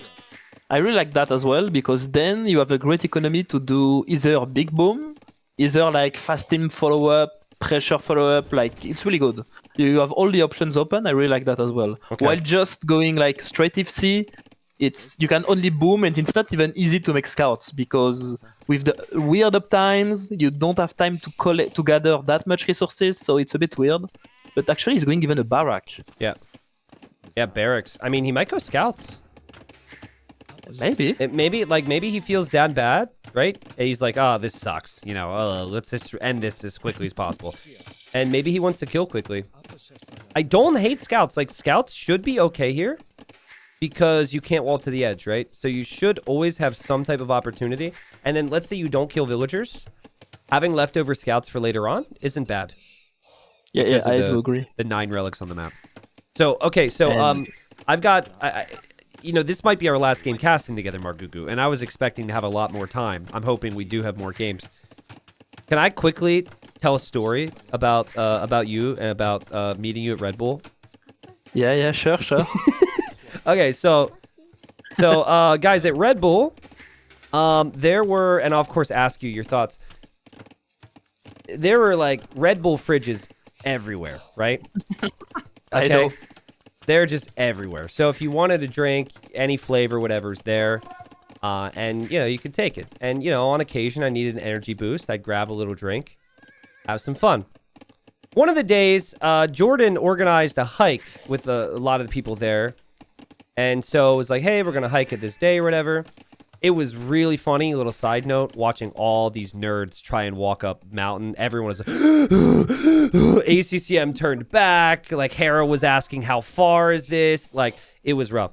But Margugu had a backpack stuffed full of Red Bulls. Right, Margugu? How many Red Bull cans did you have in that backpack? Well, I don't know the exact numbers, but my routine of the day was like, I go with an empty backpack to the castle every day. Okay. Okay. And every time I left the castle, I was leaving with a full backpack of Red Bulls. And we had a mini fridge into the hotel with ACCM. Yeah. And I was just refueling the mini fridge. I was giving some Red Bull to Dogao, to Mysterio. They were a bit addict of it. So I was like giving some Red Bulls at the hotel. I was just refueling the mini fridge all the day. And I think because of me, ACCM was a bit addicted in Heidelberg to Red Bull. Because every night he was waking up to drink a Red Bull. I was like, what are you doing? He told me, I go Red Bull, Magugu man. All the night. I could see the mini fridge going empty every day. I was like, something, drink them. I will refuel. All right. I didn't realize you were... It makes it seem less crazy. I thought you were drinking them all, but you were dealing them to people. 3 villagers killed by Nicov with the scout rush, by the way. Incredible value. And he's going to get another... Oh, he went through the mule cart. What? Mule cart He's is a in traitor? it. What? Oh! What? Oh, God. Disaster for DauT. What's happening?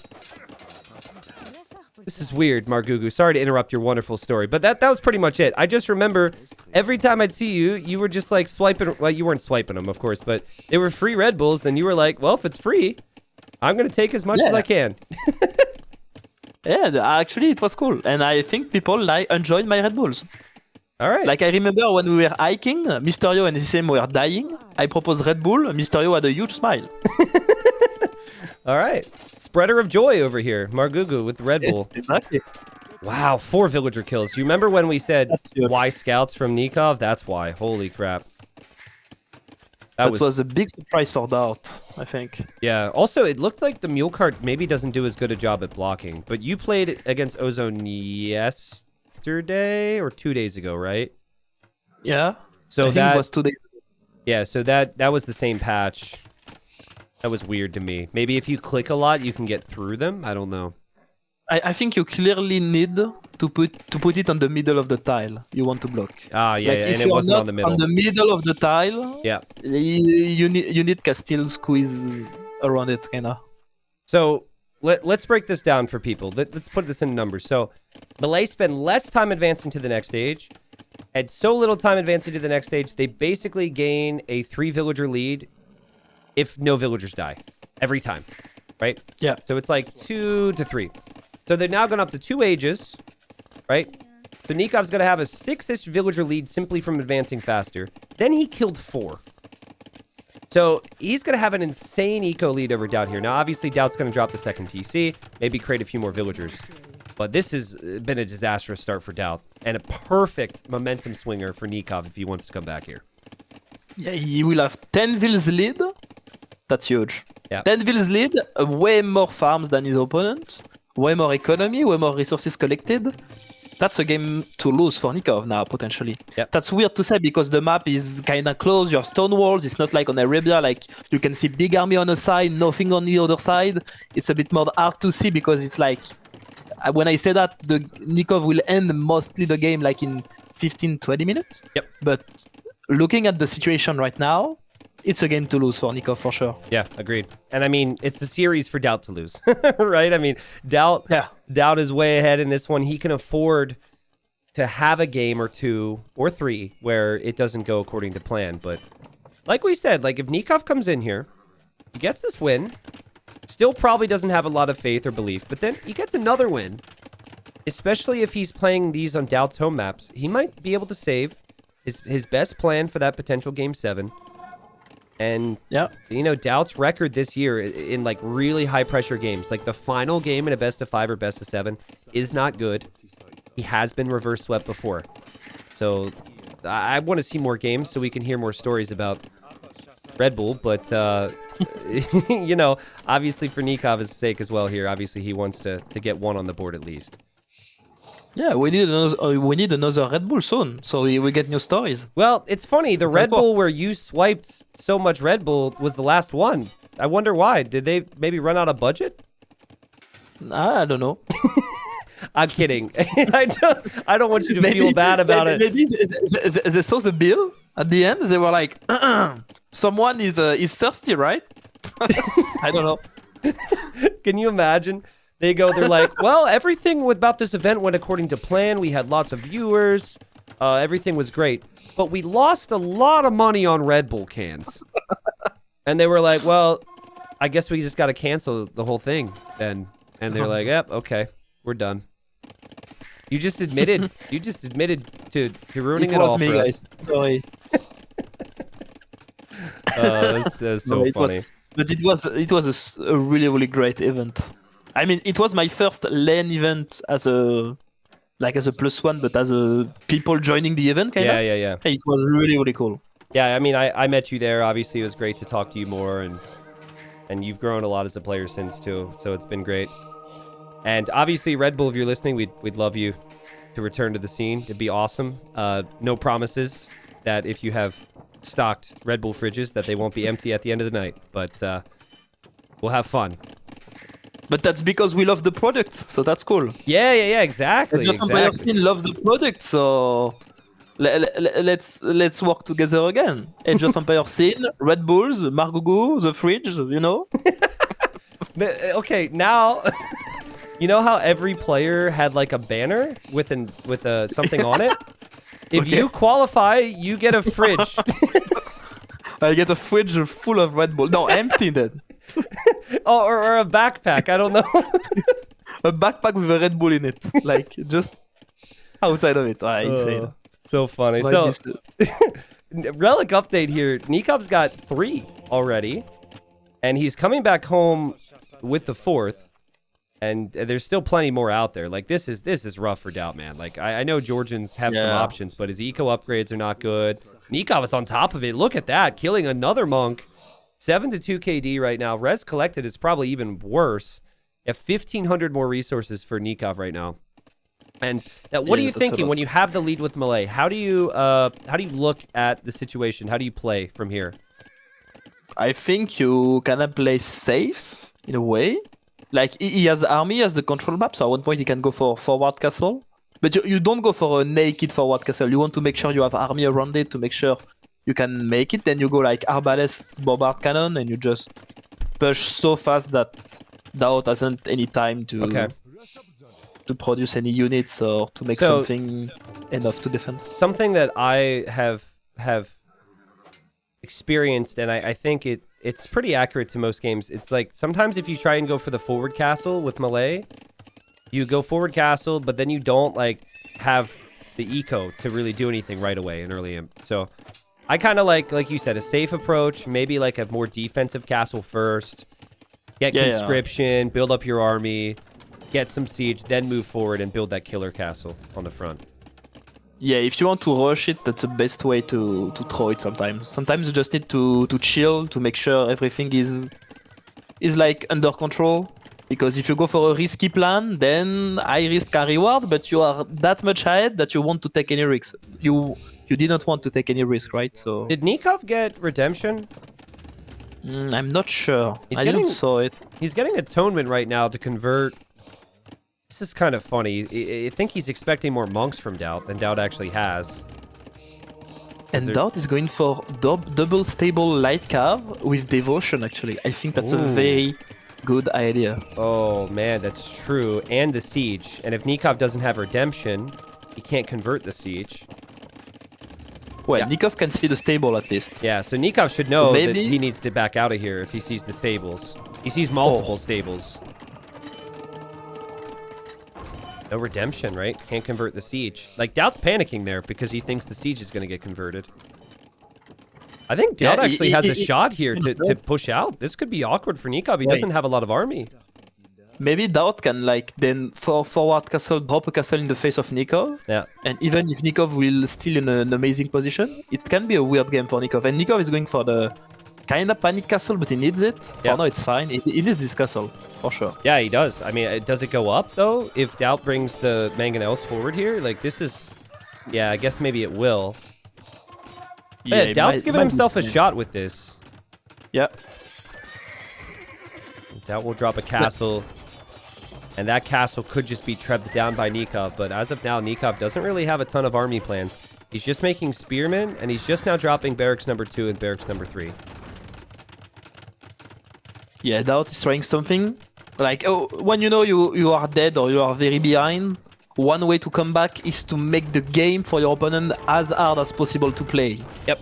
That's one of the way, right? Because there is easy way to win. Like let's say DauT behind this, just boom 70C to come back. Yep. He will die to the timing of the Malay. But by doing like a late Castle Age push, it's not easy for Nicov, right? Because Nicov spends most of his resources to click up.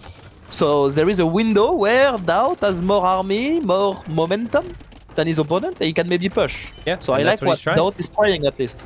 Yeah, and like, especially considering the way the series has gone, right? Nicov has had leads, and DauT has come back. Nicov is the one feeling pressure. Yeah. DauT knew when he lost those 4 vills. Okay, this is bad. This is really, really bad. If things go perfectly for him, I'm dead.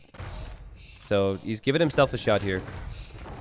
Really like that. DauT as a player is just so fascinating. Like if you look at his, he's not the slowest player. That gets a little overblown. But if you look at his speed and like his micro and all the things that you normally look to for RTS guys, right?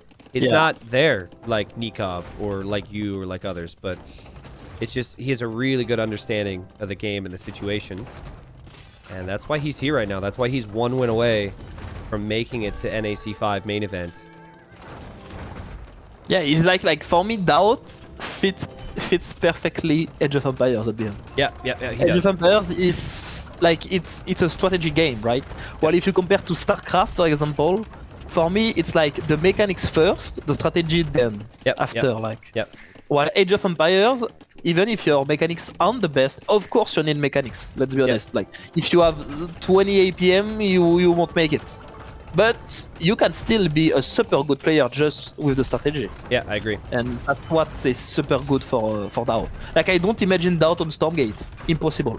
I haven't played it yet. Impossible. I mean, for me, I don't want to be too crazy here, but like the day that players like DauT can't be good at Age of Empires 2 is the day the game is probably dying for me, right? If it ever changes, which I don't think it will, balance-wise or whatever, to where players who are as strategic as he is can have success, I don't know if it's the same game for me anymore, you know? No, it won't be the same game, but that's why they won't change it, right? They had success with that type of game, there is no way to change it. And like Age of Empires is like a bit slower than StarCraft 2, that's why there is more strategy and there's more depth to it, man. There's so many tiny little details that you could play towards here. So awkward for Nicov. He's even making a castle in the back. Nicov is paranoid, man. He thinks he's going to get raided by DauT. That is not the castle that you want to place. Look at that, actually. Like, the economy is similar. DauT is 1 minute away from him. Yeah. I'm not saying that DauT is in a good position, but DauT isn't totally dead yet. Yeah, like cannot. Nikov's worried here. Yeah, Nikov's worried. If Nicov had made that castle he just made on the front, it really makes his position much stronger. Yeah, exactly. DauT's Imp TC, by the way, was the safe one in the back, so he will make it to Imp. And he's going to go for skirms now, just to try and push back the pikemen. But he's still, like... He's no answer to these trebs. The trebs will take down all these buildings. He's in such a rough position right now. Yeah, his position is really complicated to play. If you are, like... And Nicov has 4 relics as well. Yep. That's a lot going in favor of Nicov. But I can tell you, Nicov is sweating a bit right now. Like, he knows he's ahead. He's 0-3 down. He's like, okay, I need this win. I don't want to. I don't want to miss the opportunity. So I need this. And as we said, winning on African clearing, that's DauT on map.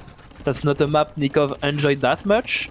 And that's maybe gonna boost his confidence for the next games. I think so. That's more than a win for Nicov. Yeah, if you win 2 in a row here, like if you take this, turn this into another like early control and feudal win, you believe again. Yeah, exactly.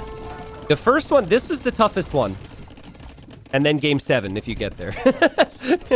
This is game to make you believe again. Yeah, exactly. Like if DauT lose this game, he will think like, okay, all good, no problem, it's fine. But if DauT lose the next one, there will be a doubt in his mind. Like he will start to be like, okay, it's still like me versus Ozone. First game lost, it's fine, I'm under control. Second game lost, we're like, well, I have to focus. Oh, God. Yeah, DauT is trying with skirmishers now. His blacksmith is actually right next to all the trebs. I think an underrated move in these situations is for people to actually take out the blacksmith. But obviously pressuring the monasteries and the castles, also super good. And Nikov's got tons of Karambit warriors, and the Karambits, they will not go down as quickly against skirmishers as the halves will here. Yeah. DauT is holding for now, but for how long? 3 bombard cannon behind the line, just killing every skirms alive. Yeah. And DauT only has 1 castle to produce unique unit, and that's it. There we go. Nicov gets one on the board, and Nikov's Scout Rush started it. And that would not happen on previous versions of the map. Nicov used the fact that this map does not allow you to wall to the edge. He surprised DauT when DauT just wanted that simple fast castle type of game. And Nicov did a great job with the relics. Nicov showed in this game why he's here, right? Why he beat so many good players, and why everyone called this a 50-50 coming into it today. Remember, last year, Nicov won 4-3 against DauT in the NAC 4 qualifier. But like we both said already, that was to build a little bit more confidence. You did it on DauT's home map. You probably don't fully believe yet. You win the next game. Then you believe it's possible if you're Nicov. Yeah, exactly. You win the next game and you're like, wait, isn't it a 50-50 now with the mindset and such? Yep. Yeah, I agree. And then also he saved his home map. In theory, his best map, he might be saving for that game 7. But obviously, DauT's got to shake that off. And he knew pretty early on there that would be difficult after taking those losses. Here we are, game number 5. And Margugu just so kindly explained how he played a game against DauT with this very civilization. DauT's playing as the Persians. DauT's #1 pick. Nikov's #1 pick. Feels like for DauT, maybe his best chance to finish off Nicov once and for all, get to NAC 5. And then for Nicov, his best chance to build massive momentum, building up towards the later stages. Talk me through it. So you said DauT wants to obviously contest the pawns. Persians have more HP on their docks, and that's probably the biggest part of it. Can you tell me what DauT did? I mean, at this point, this is the end of the qualifier, right? Can you tell me what DauT did, or do you want to wait to see if he does it here? No, for me, DauT versus me, DauT did a big man at arms, like a really aggressive man at arms into a forward with a range forward as well. And why is it good, actually? Because when you fish boom, you fully wall, and then you're like, okay, I want to have my fish safe, kinda. Okay. So I'm able to expand my economy and such, but you are expecting to have maybe like archers forward, but not a man at arms forward with forward. A building like. And then if DauT is in, you can just build a dock into your base and you're dead. Oh yeah, because like really tough to defend. The meta, dude. The meta here has been fish booming with fish traps, right? Like we've seen so many games. I saw your game against Winchester, for example, where it's like wall your base, dock both pawns, and then just add fishy ships galore. So you don't need to take the other pawns. You just take like 3 docks and 1 pond, 40 fishing ships, 40 fish traps. That's what people have been doing. I still feel like, some land pressure needs to be seeded. Like I got really excited when Golden Lakes was in the map pool. And then, no offense to you, but like when you and all the other guys were just going like full walls, fish trap, I was like, cool. It's not cool to watch. Yeah, I was like, this is horrible. This is horrible. So, and then all the fight is on the middle. There is no raid because everyone is like stonewall at home. Yeah. That's it. Yeah. I mean, obviously, this is like a mix of Golden Pit and 4 lakes. 4 lakes. So there's not a lot of gold in the long run here. I think DauT might try Man-at-Arm forward because he's collecting a lot of wood from the straggler tree. This, to me, feels like he's going to send the Vills here and do what you said, But the question is, what Nicov going to do? Because most of the time, someone that wants to fish boom might be already walled or starting to wall. Yeah. And Nicov is not walling at all. By the way, the map of Nicov is horrible. Absolutely it's horrible. A disaster. Yeah. I was gonna wait to say it.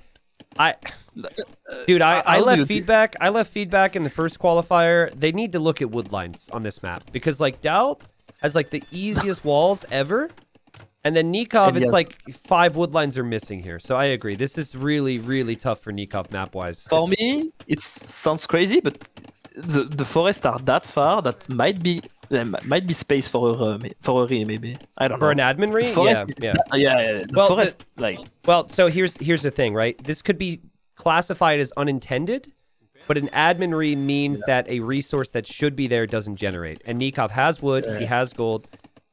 You know, like with TTL, right? We had to tweak some maps over time. Unfortunately, I don't think this is an admin re, but it is absolutely unfair. I agree with you.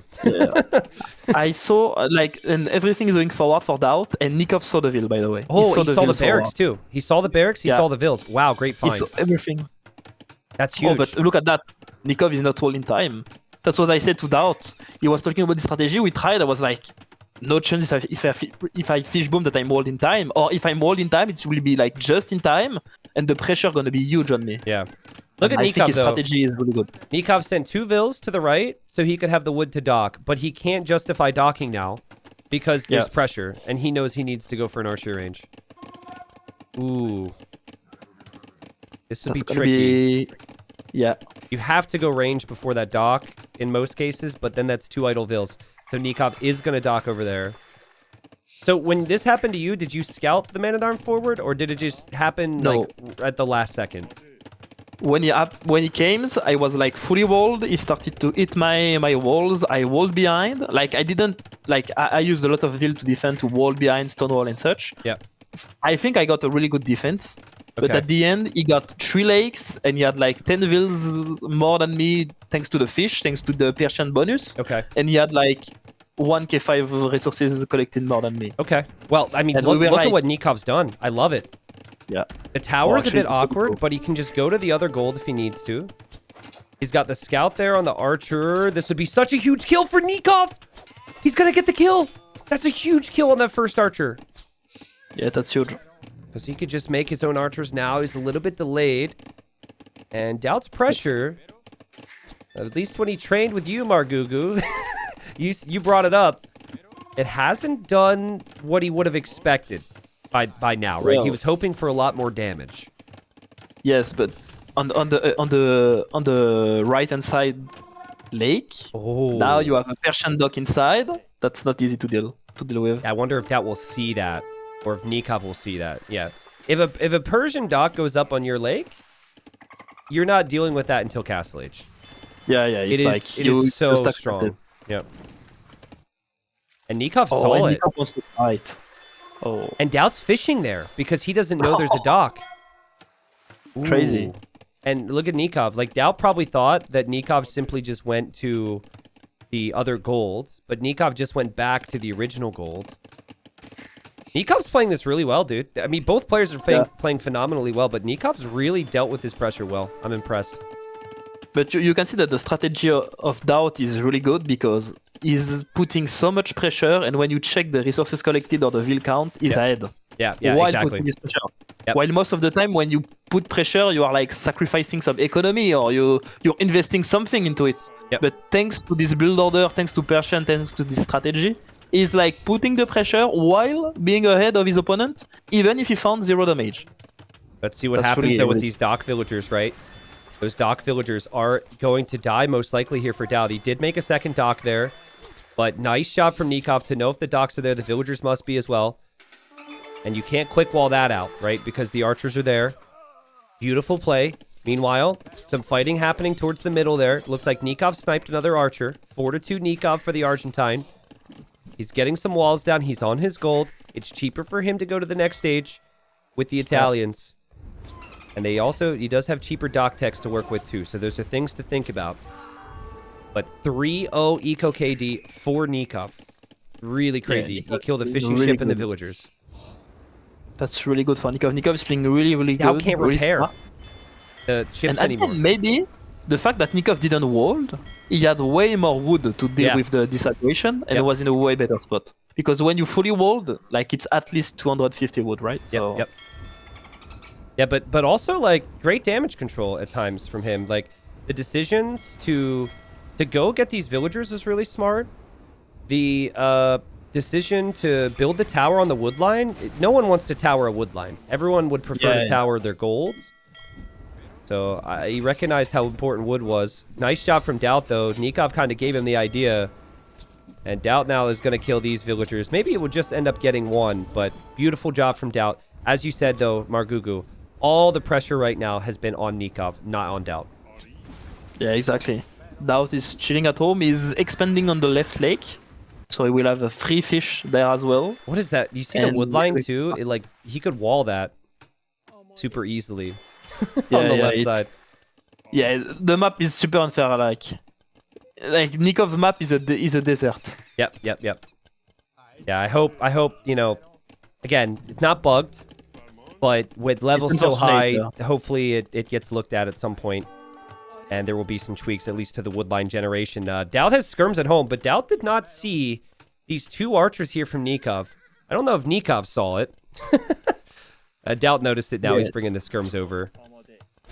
Let's see if Nicov can get a villager kill. But Nikov's clicked up here, Margugu. What in the world? Yeah, insane. Oh, you won't get the vill.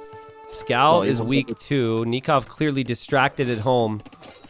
And because he's distracted at home, he doesn't get the villager. I don't know where the villager went, but... yeah. But it was like kind of the same situation yesterday. Like... we click same time. He abused a bit the market out. Yep, and then he has fish. I am a bit ahead, but look at the vill count. Yep. Look at the resources collected. The difference is gonna be insane at the end. Yeah, I believe it. But again, Nicov is not giving up. Like Nicov is still contesting these pawns, and DauT is probably thinking I can fish boom freely, and you know DauT can't so easily do that. You could maybe do it a little bit on the right soon. But the left side, he might get caught out. Maybe Nicov was hoping like DauT isn't on this lake because he didn't saw it before, but now that he saw it, he will make a second dock. But you are kind of playing the game of the Persians there because Persians will just be better to fight on the lake. Yeah, I also like this becomes a boom game. It becomes boom and it becomes docks. So I feel really bad for Nicov because it's like if I have a map like this, I feel like it's not even worth walling. But he does need to wall at some point because DauT could come in with knights. Or galley upgrade coming in for him. He's giving up on the right. And he will try and take the left. And he should be able to take the left from DauT, in all honesty. Yeah, with the ship upgrade, 2 dogs versus 1. DauT still not up. He might be able to win this lake. And that's kind of important, actually, because he needs this food boost to be able to have a clean boom behind. So that's really important for him to win this lake, and I think he might be winning it. Also, though DauT is playing it, he's making a fire galley. He will fight for it, potentially. Villager on the left. Man, that's the second villager DauT's been able to save over the last minute from some sneaky archers there from Nicov. Nice little moments here for DauT. Yeah, DauT is gonna... I guess you can keep your first couple fires in your dock. Because your dock stays up for so long. So that's good from him. Even if you just kill the first couple fishing ships from Nicov, it's good. But now DauT has such a lead on the resources collected, on the economic lead as well. Yeah, Persians are so good. Look at that eco. That's insane. Yep, and Nicov has never been able to fully fish in the south like he wanted to. Because he never had the easy breezy game. Persian TCs... it worked faster since the game started. It'll work even faster now. And like we established, Nicov doesn't exactly have a map to hold from raids that easily, but he does have a monk. If he can get the first conversion here, it might make it difficult for DauT to do damage. Monk's going to come out. And DauT clicks in, and DauT sees the monk, and DauT will have to back away. So DauT is extending his economy. Which civilization is superior here in the late game? In late game?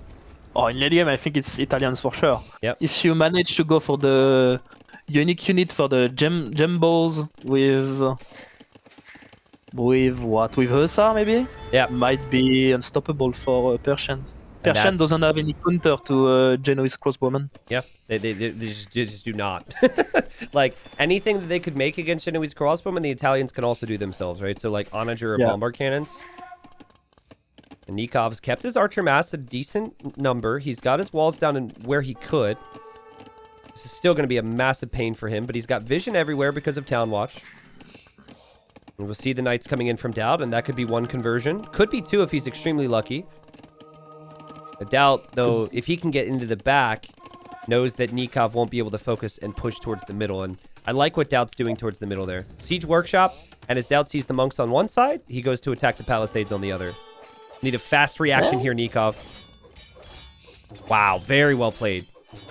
Yeah, that's well played by him. And actually, I do like the push as well because, like, Nicov is on a timer.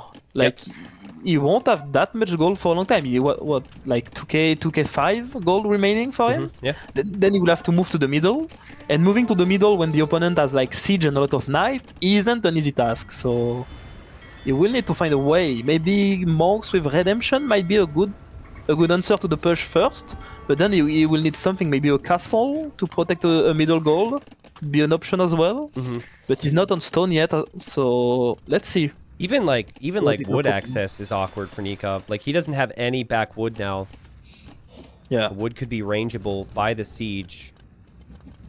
Now, Nicov doesn't have a stable right now, so it's a bit tricky, but I'd really like to see him get some vision somehow, you know, to know what's happening out here. DauT gonna drop TC number 4 in the middle. That's an interesting spot for it, right? You could drop it at the top of the hill near the barracks and still take the gold.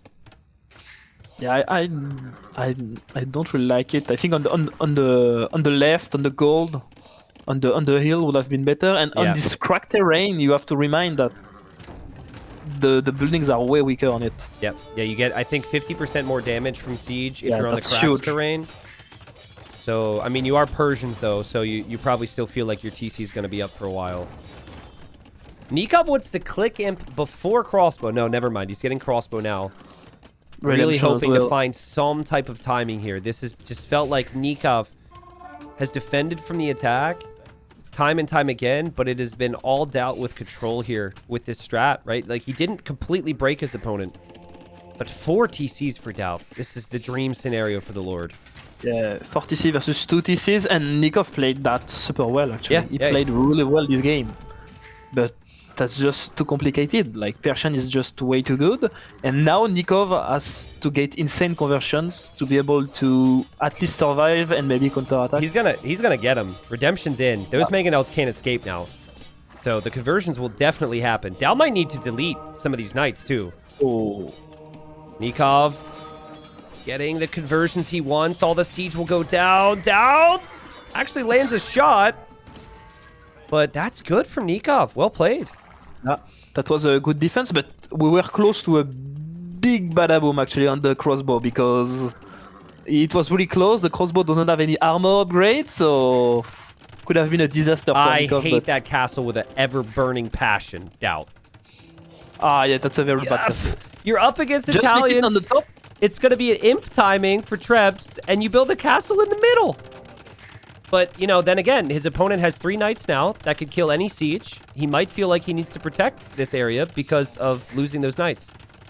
And I don't want to be this guy, but once again, why DauT is making a weird decision by making this castle? Because he took a very bad engagement. He took a very bad fight. Like, you lose your mangonel, do you need to, like, throw all your knights away as well? Yeah. Or you can just accept and go back. It's like I feel like DauT is this type of player, you know? When he engages in a fight, he cannot just accept to lose a part of his army and go back. It's either full all the army or nothing. I mean, that's a great description of DauT. Absolutely. Like, that's the assessment. Hey, when Hidden Cup rolls around, right? Yeah. People are going to be looking for the guy. And that's definitely something that you got to think about. Is this strategic mastermind who sometimes doesn't take the best of fights. Now, DauT will be an imp faster. He has 1 castle. He's, of course, mining stone for more. DauT does not have a big army right now, though.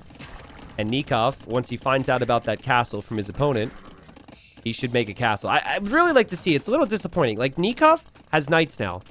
If Nicov moved out with his knights and crossbows, he could kill the siege. He could use the crossbows against so much. He seems very scared right now to move out. I mean, he's right. It doesn't know. Like, if you move out and you get caught by the knight of by Persian's knight, like it's over. Yeah, and it's like also look at what he sees. He's an outpost from down on the left, buildings from down on the right. Like, DauT's gonna see him the whole way through. Yeah, I think that's fair. And at least he has the heal now. He Yeah. has the heal, but like in a Treboar, having knights able to snipe trebs is a big thing. DauT should get Citadels in the Trebor, right? What? Is Citadels the one, chat, help me out. Is Citadels the one that it reduces the bonus damage you take from Siege? I think that mainly works well against Rams. I don't know if that works against Trebs that much. But... am I wrong? You know Citadels, though. It's like the... maybe that's the tech that shoots the, like the little cannonballs from the Persian castles. Oh, okay, okay. Yeah, you take 25% less bonus damage, but I don't know how much that helps for Trebs. And for crack terrain, might be insane actually. Yeah, yeah. Maybe if you do the crack terrain bonus and the heal bonus. Yeah. But I think even like T-West never tried it, so. So, okay, so funny thing, Margugu, we did 10 times tech with Civ shared bonuses in community games a while back. Okay. And we had Persians in it. So obviously Citadels minus 25% bonus damage times 10, right? And the Citadel's bonus was so strong that Celt Siege Rams, which were then attacking 10 times faster, did 1 damage a hit. Okay, so Citadel is actually insane tech. Yes, it's really good for Treb Wars. I think. Should be good for Treb Wars.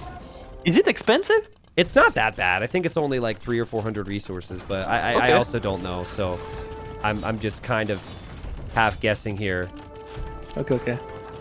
I mean, here we go. DauT's at the bottom of the hill right now. He is getting Savar, which, you know, Persians used to get Paladin. They now get Savar. I feel like the Savar are better in almost every single way. It does take longer to research, though. While it is a bit cheaper, we should say, to get the upgrade compared to Paladin. And it's actually perfect in this situation, right? Savar is perfect to fight versus archers. So Nicov cannot move away from under his castles, and he has to hope that DauT will take a bad fight and he's able to win the Trebor as well. Yep. And DauT is... not the best solution for Nicov. This almost reminds me of game 1, where DauT's just like, this castle gives me time. Yeah. Like DauT economy behind is just flying. Yeah, it's insane. And Nicov could get quite a few conversions here. Might get all the conversions, actually. It gets a couple. That's fine. He can actually now use this Cavalier versus DauT's Treb, which could help him win the Trebor. And the faster he wins the Trebor, the faster he can make Genoese Crossbow. And Genoese Crossbow should be ridiculous against the Savar. So there's still an option for Nicov. Still not sending his Cav forward. I guess he's tracking DauT's raid. DauT's castle still being repaired. His Treb's still there. He's got 17 Cavalier, now 20, soon to be Savar. He's going to make his move now here, Margugu. Yeah, he will need, but okay, the castle will fall for DauT. Maybe Nicov can find like a quick wall, like some gate quick wall, in there gate, to save the day. Choke points. Because it's only 14 Savar actually. Yeah. It's not like 30 or... They're ridiculous though. They are really, really good. And then you get golds when you get kills with these units. Persians are nuts right now. And DauT still got full gold control behind this. Bombard cannon for Nicov going down. The Arbalests are not enough. And Nicov doesn't have any armor upgrade on his archers, actually. Oh, geez. So no wonder they're melting so quickly. Oh, it's like a two-shot. They two-shot them. Okay. Oh, man. And then DauT gets paid for it. He gets paid for it. He gets 5 gold a kill. Oh, beautiful situation for DauT to maybe close it out. He's got a 30 or 40 population lead. Since the start of this one, he has had control. He doesn't have a castle right now, so he can't make more trips. Nicov obviously will have had high hopes for himself with this qualifier. Is not going to call it yet. And if you can't take out the castle, Nicov can get... Okay, people are saying that Savar don't get extra gold? Oh, maybe it has been removed in the last patch? Like, Persians don't get extra gold for every kill? I'm not sure. Oh, yeah, maybe they did. Maybe. Did they actually remove that? I know it was proposed. Sorry, folks. There's too many patches and hot fixes. If they did remove it, that's actually good balance-wise. It was removed entirely. Whoa, I'm surprised, Margugu. I thought if they would remove anything, it'd be the TC work rate again. I wasn't aware of this as well, so... and I'm a player playing, you know? All right. But yeah, there is that much changes every day that I just heard, oh, Persians got nerfed. I was like, oh, okay, they got nerfed. Nice. Yeah, nice. Okay, cool. All right, good to know. Why are we not seeing Genoese crossbow? I guess you only have one castle, but Nicov, you've got to make Genoese crossbow against Cav here. Even like 10 or 15 of them, not elite, would help so much, I think. Yeah, I mean, he has no choice. He has no halberdiers. Yeah. Monks aren't enough, especially that now DauT has devotions. Yep. Like, even if it looks weird to make them on one castle, he needs to try. Yeah, I agree. He was going to make a Trev first, which is understandable. He's actually making more monasteries to make more monks. He's walled the side. He still has gold. He has inside gold. Yeah, he has gold. Maybe the play for him is like turtle, buy stone to make like a second castle same place. Yeah. And just try to get your dream composition little by little, like that 8 Pierce armor. Genbo monks trebs or BBC maybe. The 8 Pierce armor is just so insane though. It's so noticeable too. And Savar come in here from down on the right. Nicov had walled it out the first time. You got to pay so much attention to your archers in an archer battle and your monks. It's really difficult to deal with raids. I think the pathing was terrible for Nicov, and look at this fight against the mining camp. He's stuck. He's trying to get conversions. DauT's wheeling in with the Treb. Just the Savar don't die. Right? It's just like the same thing that happened last time. Like almost fully upgraded Arbalest. I guess some of the armor's removed, but in terms of attack, they're maxed out, and the Savar dominate the middle, and Nicov calls the GG, and DauT will get his ticket to Berlin. He missed out on NAC 4, getting 4-3'd by Nicov. He will be there this time for NAC 5, the final NAC. Unfortunately, Nicov misses out, but you can't look at these games today and say DauT's training didn't pay off, Margugu. This was a really good strategy. It was very different from other games we've seen on this map. And I mean, he asked you for training at what, 4 a.m. yesterday? Yeah. 4 a.m. Yeah. So this has mattered so much to him. I'm sure it's a huge weight lifted off his shoulders. Very happy to see that for DauT. Yeah, and we didn't only like train a bit. After that, we talked a bit because we talk sometimes. Like he helped me, he coached me sometimes. He gave me some advice for everything for Age of Empires, but also for like, should I commit more to Age of Empires? Like he has experience in life as well. And he shared with me that he was like really stressful. He was like, I told him like, I lost to Ozone. I feel very bad. It was very hurtful the first time I was favorite and I was losing. And he told me, now imagine you are like 38. You have kids and a wife to feed as well. Yeah. It's a lot of pressure, man. It's a lot of pressure. And like DauT is really, really critical of himself. And he really gets down on himself when he loses. I don't think a lot of people realize that. And again, like there was a lot of negative storylines for DauT. He got reverse swept last week, right? 0-8 in deciding games in like a game 7 out of 7 or 5 out of 5. And this is huge for him and obviously the potential to win the whole thing at the main event. So congratulations to DauT there. I'm sure he's super pleased. Margugu, I think I'm gonna hop on a Nilly stream, just listen to the interview real quick, and then we can come back and talk a little bit after. Does that work? Okay, I'll do the same for Nilly stream anyway. Okay, perfect. See you. You want to see Nilly's stream? Probably, right? Pretty soon. He obviously. Let's see. Obviously, probably really relieved. Has to hug his children. Has to hug his wife, and we're expecting him to be here. Cutting off Nilly's face. And he joined the channel. The Lord himself, DauT, you made it. I freaking made it, man. Been a while. Been a while. The last time you were at an NAC, people haven't heard of Corona yet. I don't even think about NAC. I don't care about NAC. Been a while since I won a decider game, man. Okay. Like I when I lost the first game, not again. I need clean sweep 4-0 right I'm out. Right? But yeah, obviously I meant NAC.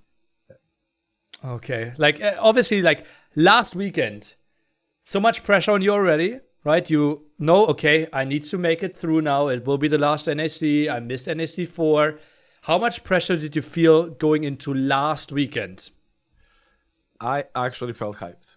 Okay. Like, only the last game I felt pressure. You could probably see by my game. But I was hyped to start the tournament. I like when I hear that feeling. Nice. Sometimes you get nervous, but I was like last night I was discussing some plans with Tato. Also, Margugu, shout out to him. He helped me do some practice sets last night. And I was like, okay, I have everything figured out. Let's go. Let's start now. Nice. So you were going into there, like, but how did you feel like after last weekend not qualifying? Like, was it hard for you to get back to practice, or was it like you were in the zone and knew you had a task? Well, obviously, first it was hard, right? They lead 2-0, losing 3-2. Not only losing 3-2, but my level dropping. And then you have mindset, like, because it was late and so on, blah, blah, blah. It's obviously stressful. And you didn't stream for a few weeks, and now if you don't qualify, that builds up the stress, right? Missing the main event, so many stress things, right? After a few days, I was fine. Back to the horse. Like, that is my moral support, right? He was there. He was like, let's go. But now I have to put message. I promise that to Tato, if I qualify, I will do same as him. To the message. No message, the mustache. How do you call it? Ah, mustache. Oh, the mustache. Yeah, DauT okay. doing a Yeah, mustache? Oh boy. What? Okay. What? I'm not sure if we want to put cameras in the apartment anymore. What? I know. It will be Did I? with mustache. I thought I was It's supposed to your give turn. approval. Oh boy, I'm not That's looking amazing. forward to that. So you went into the set against Nicov. You said you were pretty confident, but obviously stuff can always go wrong. Like, what were your plans? Did everything line up exactly how you envisioned it? I kind of wanted Mongols. Him first banning Mongols was like, come on. But after that, I was super happy with the draft. Like, all his home ups were actually my home ups. I didn't even know what to pick. I So wanted I all wanna- his home ups. First of all, DauT, congratulations. This Thank is you. Dash here as well. But I want to talk to you about the draft because obviously we didn't make it to the 6th and 7th map, but it was so interesting to both Nili and I how you utilized your much later picks earlier on, and even were finding success in your later picks without revealing too much of your strategy, since you're going to be competing in the main event. Like, what was your approach to draft here, and why are you so willing to play, quote unquote, your later picks, your worst picks, so early on in the series? I don't think there is any more like late and big picks. It's like all design, like every pick had the purpose on their map. Okay. It's maybe sounds like Franks on Rocky Forest. It's like a mainstay. It feels stronger, but devs are doing a good job balancing the game, and I think Armenians can compete. And also there is a kind of a mind trick. When I go Armenians, people expect many times. So completely ignoring that, I already have the upper hand. That's funny. Plus the mule economy in the middle, better economy average, cheaper mule. Like, it lined up really good to compete with Franks. I'm sure they'll ask about the For trade example, cog. on other teams like Goths on acclivity, a lot of hands, right? Why not? Super open map later on, Haskell spam can be amazing. But he did have cataphracts, so that kinda was a bit tricky, but in the end, like, I think Goths are better than Byzantines early on, better economy. Yeah. Games were really beautiful. Obviously, fortified clearing, losing some villages there. I don't think you want to talk about that. Golden Not Lakes. That was a bit surprising to me. Like, men at arms, and he somehow muscled up quite a nice defense.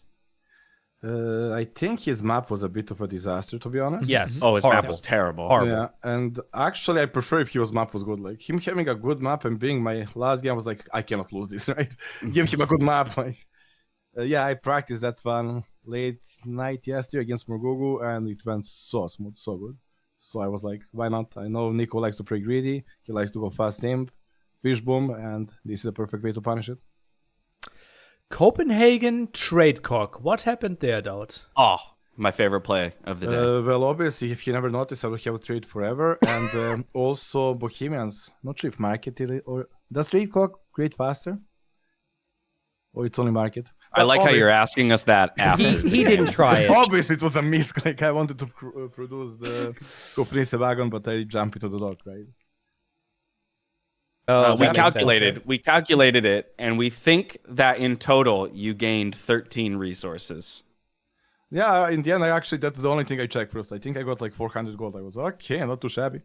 Yeah. And he forced the delete, so full control over the north pond at that point. But Probably he was not happy when he saw he was command out. So yeah, obviously misclick, but made it kind of give back what he invested at least. So now you're going to the NAC main event. You didn't make it the last time. Do you think you need to redeem yourself now? Or is it more like enjoying the event for you? Thank you for a reminder that I didn't make last time, like 5th time in a row already. Yeah, it's obviously gonna enjoy. I mean, even Jordan qualify. I cannot let Jordan be there alone. So yeah, it will be fun. I think I'm ready. Obviously, we'll practice a lot and everything. It's not like I'm just there and I'm happy to be there like Jordan. I want to have a good result as well. What is your goal? Well, you know my goal. My goal is always winning, but realistically, top 4 I would be happy. Okay. Final performance. Okay. Very cool. I have one kind of broader question to you, DauT, just as somebody who has been at the top level for so long. Just, I want to get your opinion on kind of the development of the Age of Empires scene and all the new competitors that we're seeing starting to challenge for top 10 spots, right? You even mentioned, Margugu as a training partner and things like that. What has that been like you for over the last year or two to see people continuing to challenge for top spots and push the overall level of the game? Yeah, it's kind of nice and sad. It's like I will probably outlast Leary on the scene as well. Like new generation comes up, leaves, I stay, man. I'm like a tree there. I'm never moving. I'm like a tree. With my life. But overall, I think it's best place. Like we saw Sebastian freaking animated, Sito, amazing run.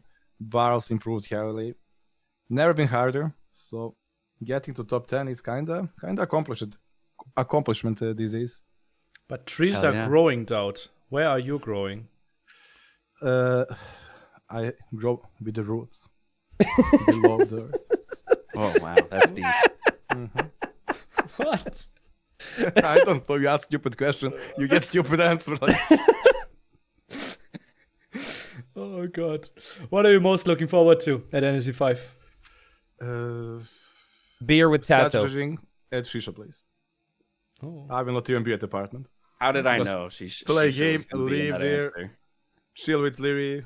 Oh yeah, Hart will be nice to see him again. What Yeah, about will be Dash? nice. But what about Dash? Like, yeah. What about hanging out with him? You didn't make it last year. I barely got to hang out with you, bro. You cast. I need to stick with the players. Oh. We're going to have That's that the line. kind of division at Yeah, NAC this year. You're at the grown-up table with Nelly. I'm with the kids table forever. Okay, fair enough.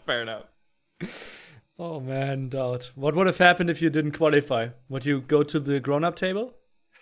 I would Or not go at all? I don't Not know. go at all, okay. No, DauT's Peter Pan. He's never going to grow up. Before he goes to the grown-up table, he doesn't go at all. Okay. I don't want the table. Give me 10 more years. Okay. Okay, sounds good. Happy for you, DauT.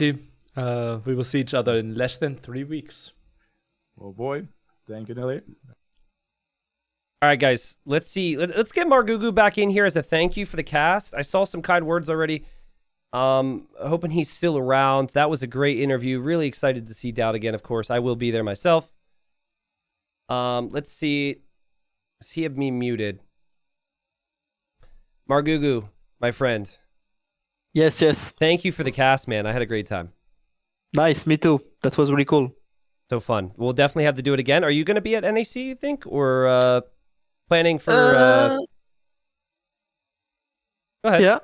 I wasn't sure if you're going to be I around. don't know. If not, we'll have to catch you at the next LAN. If Sito would have qualified, I was for sure going to it. Now, I don't know. Let's see. Let's see. Maybe I will go for the final, like the final day, like the final weekend. I never went to Berlin, so maybe I will take some French with me and be like, hey, do you want to travel to Berlin?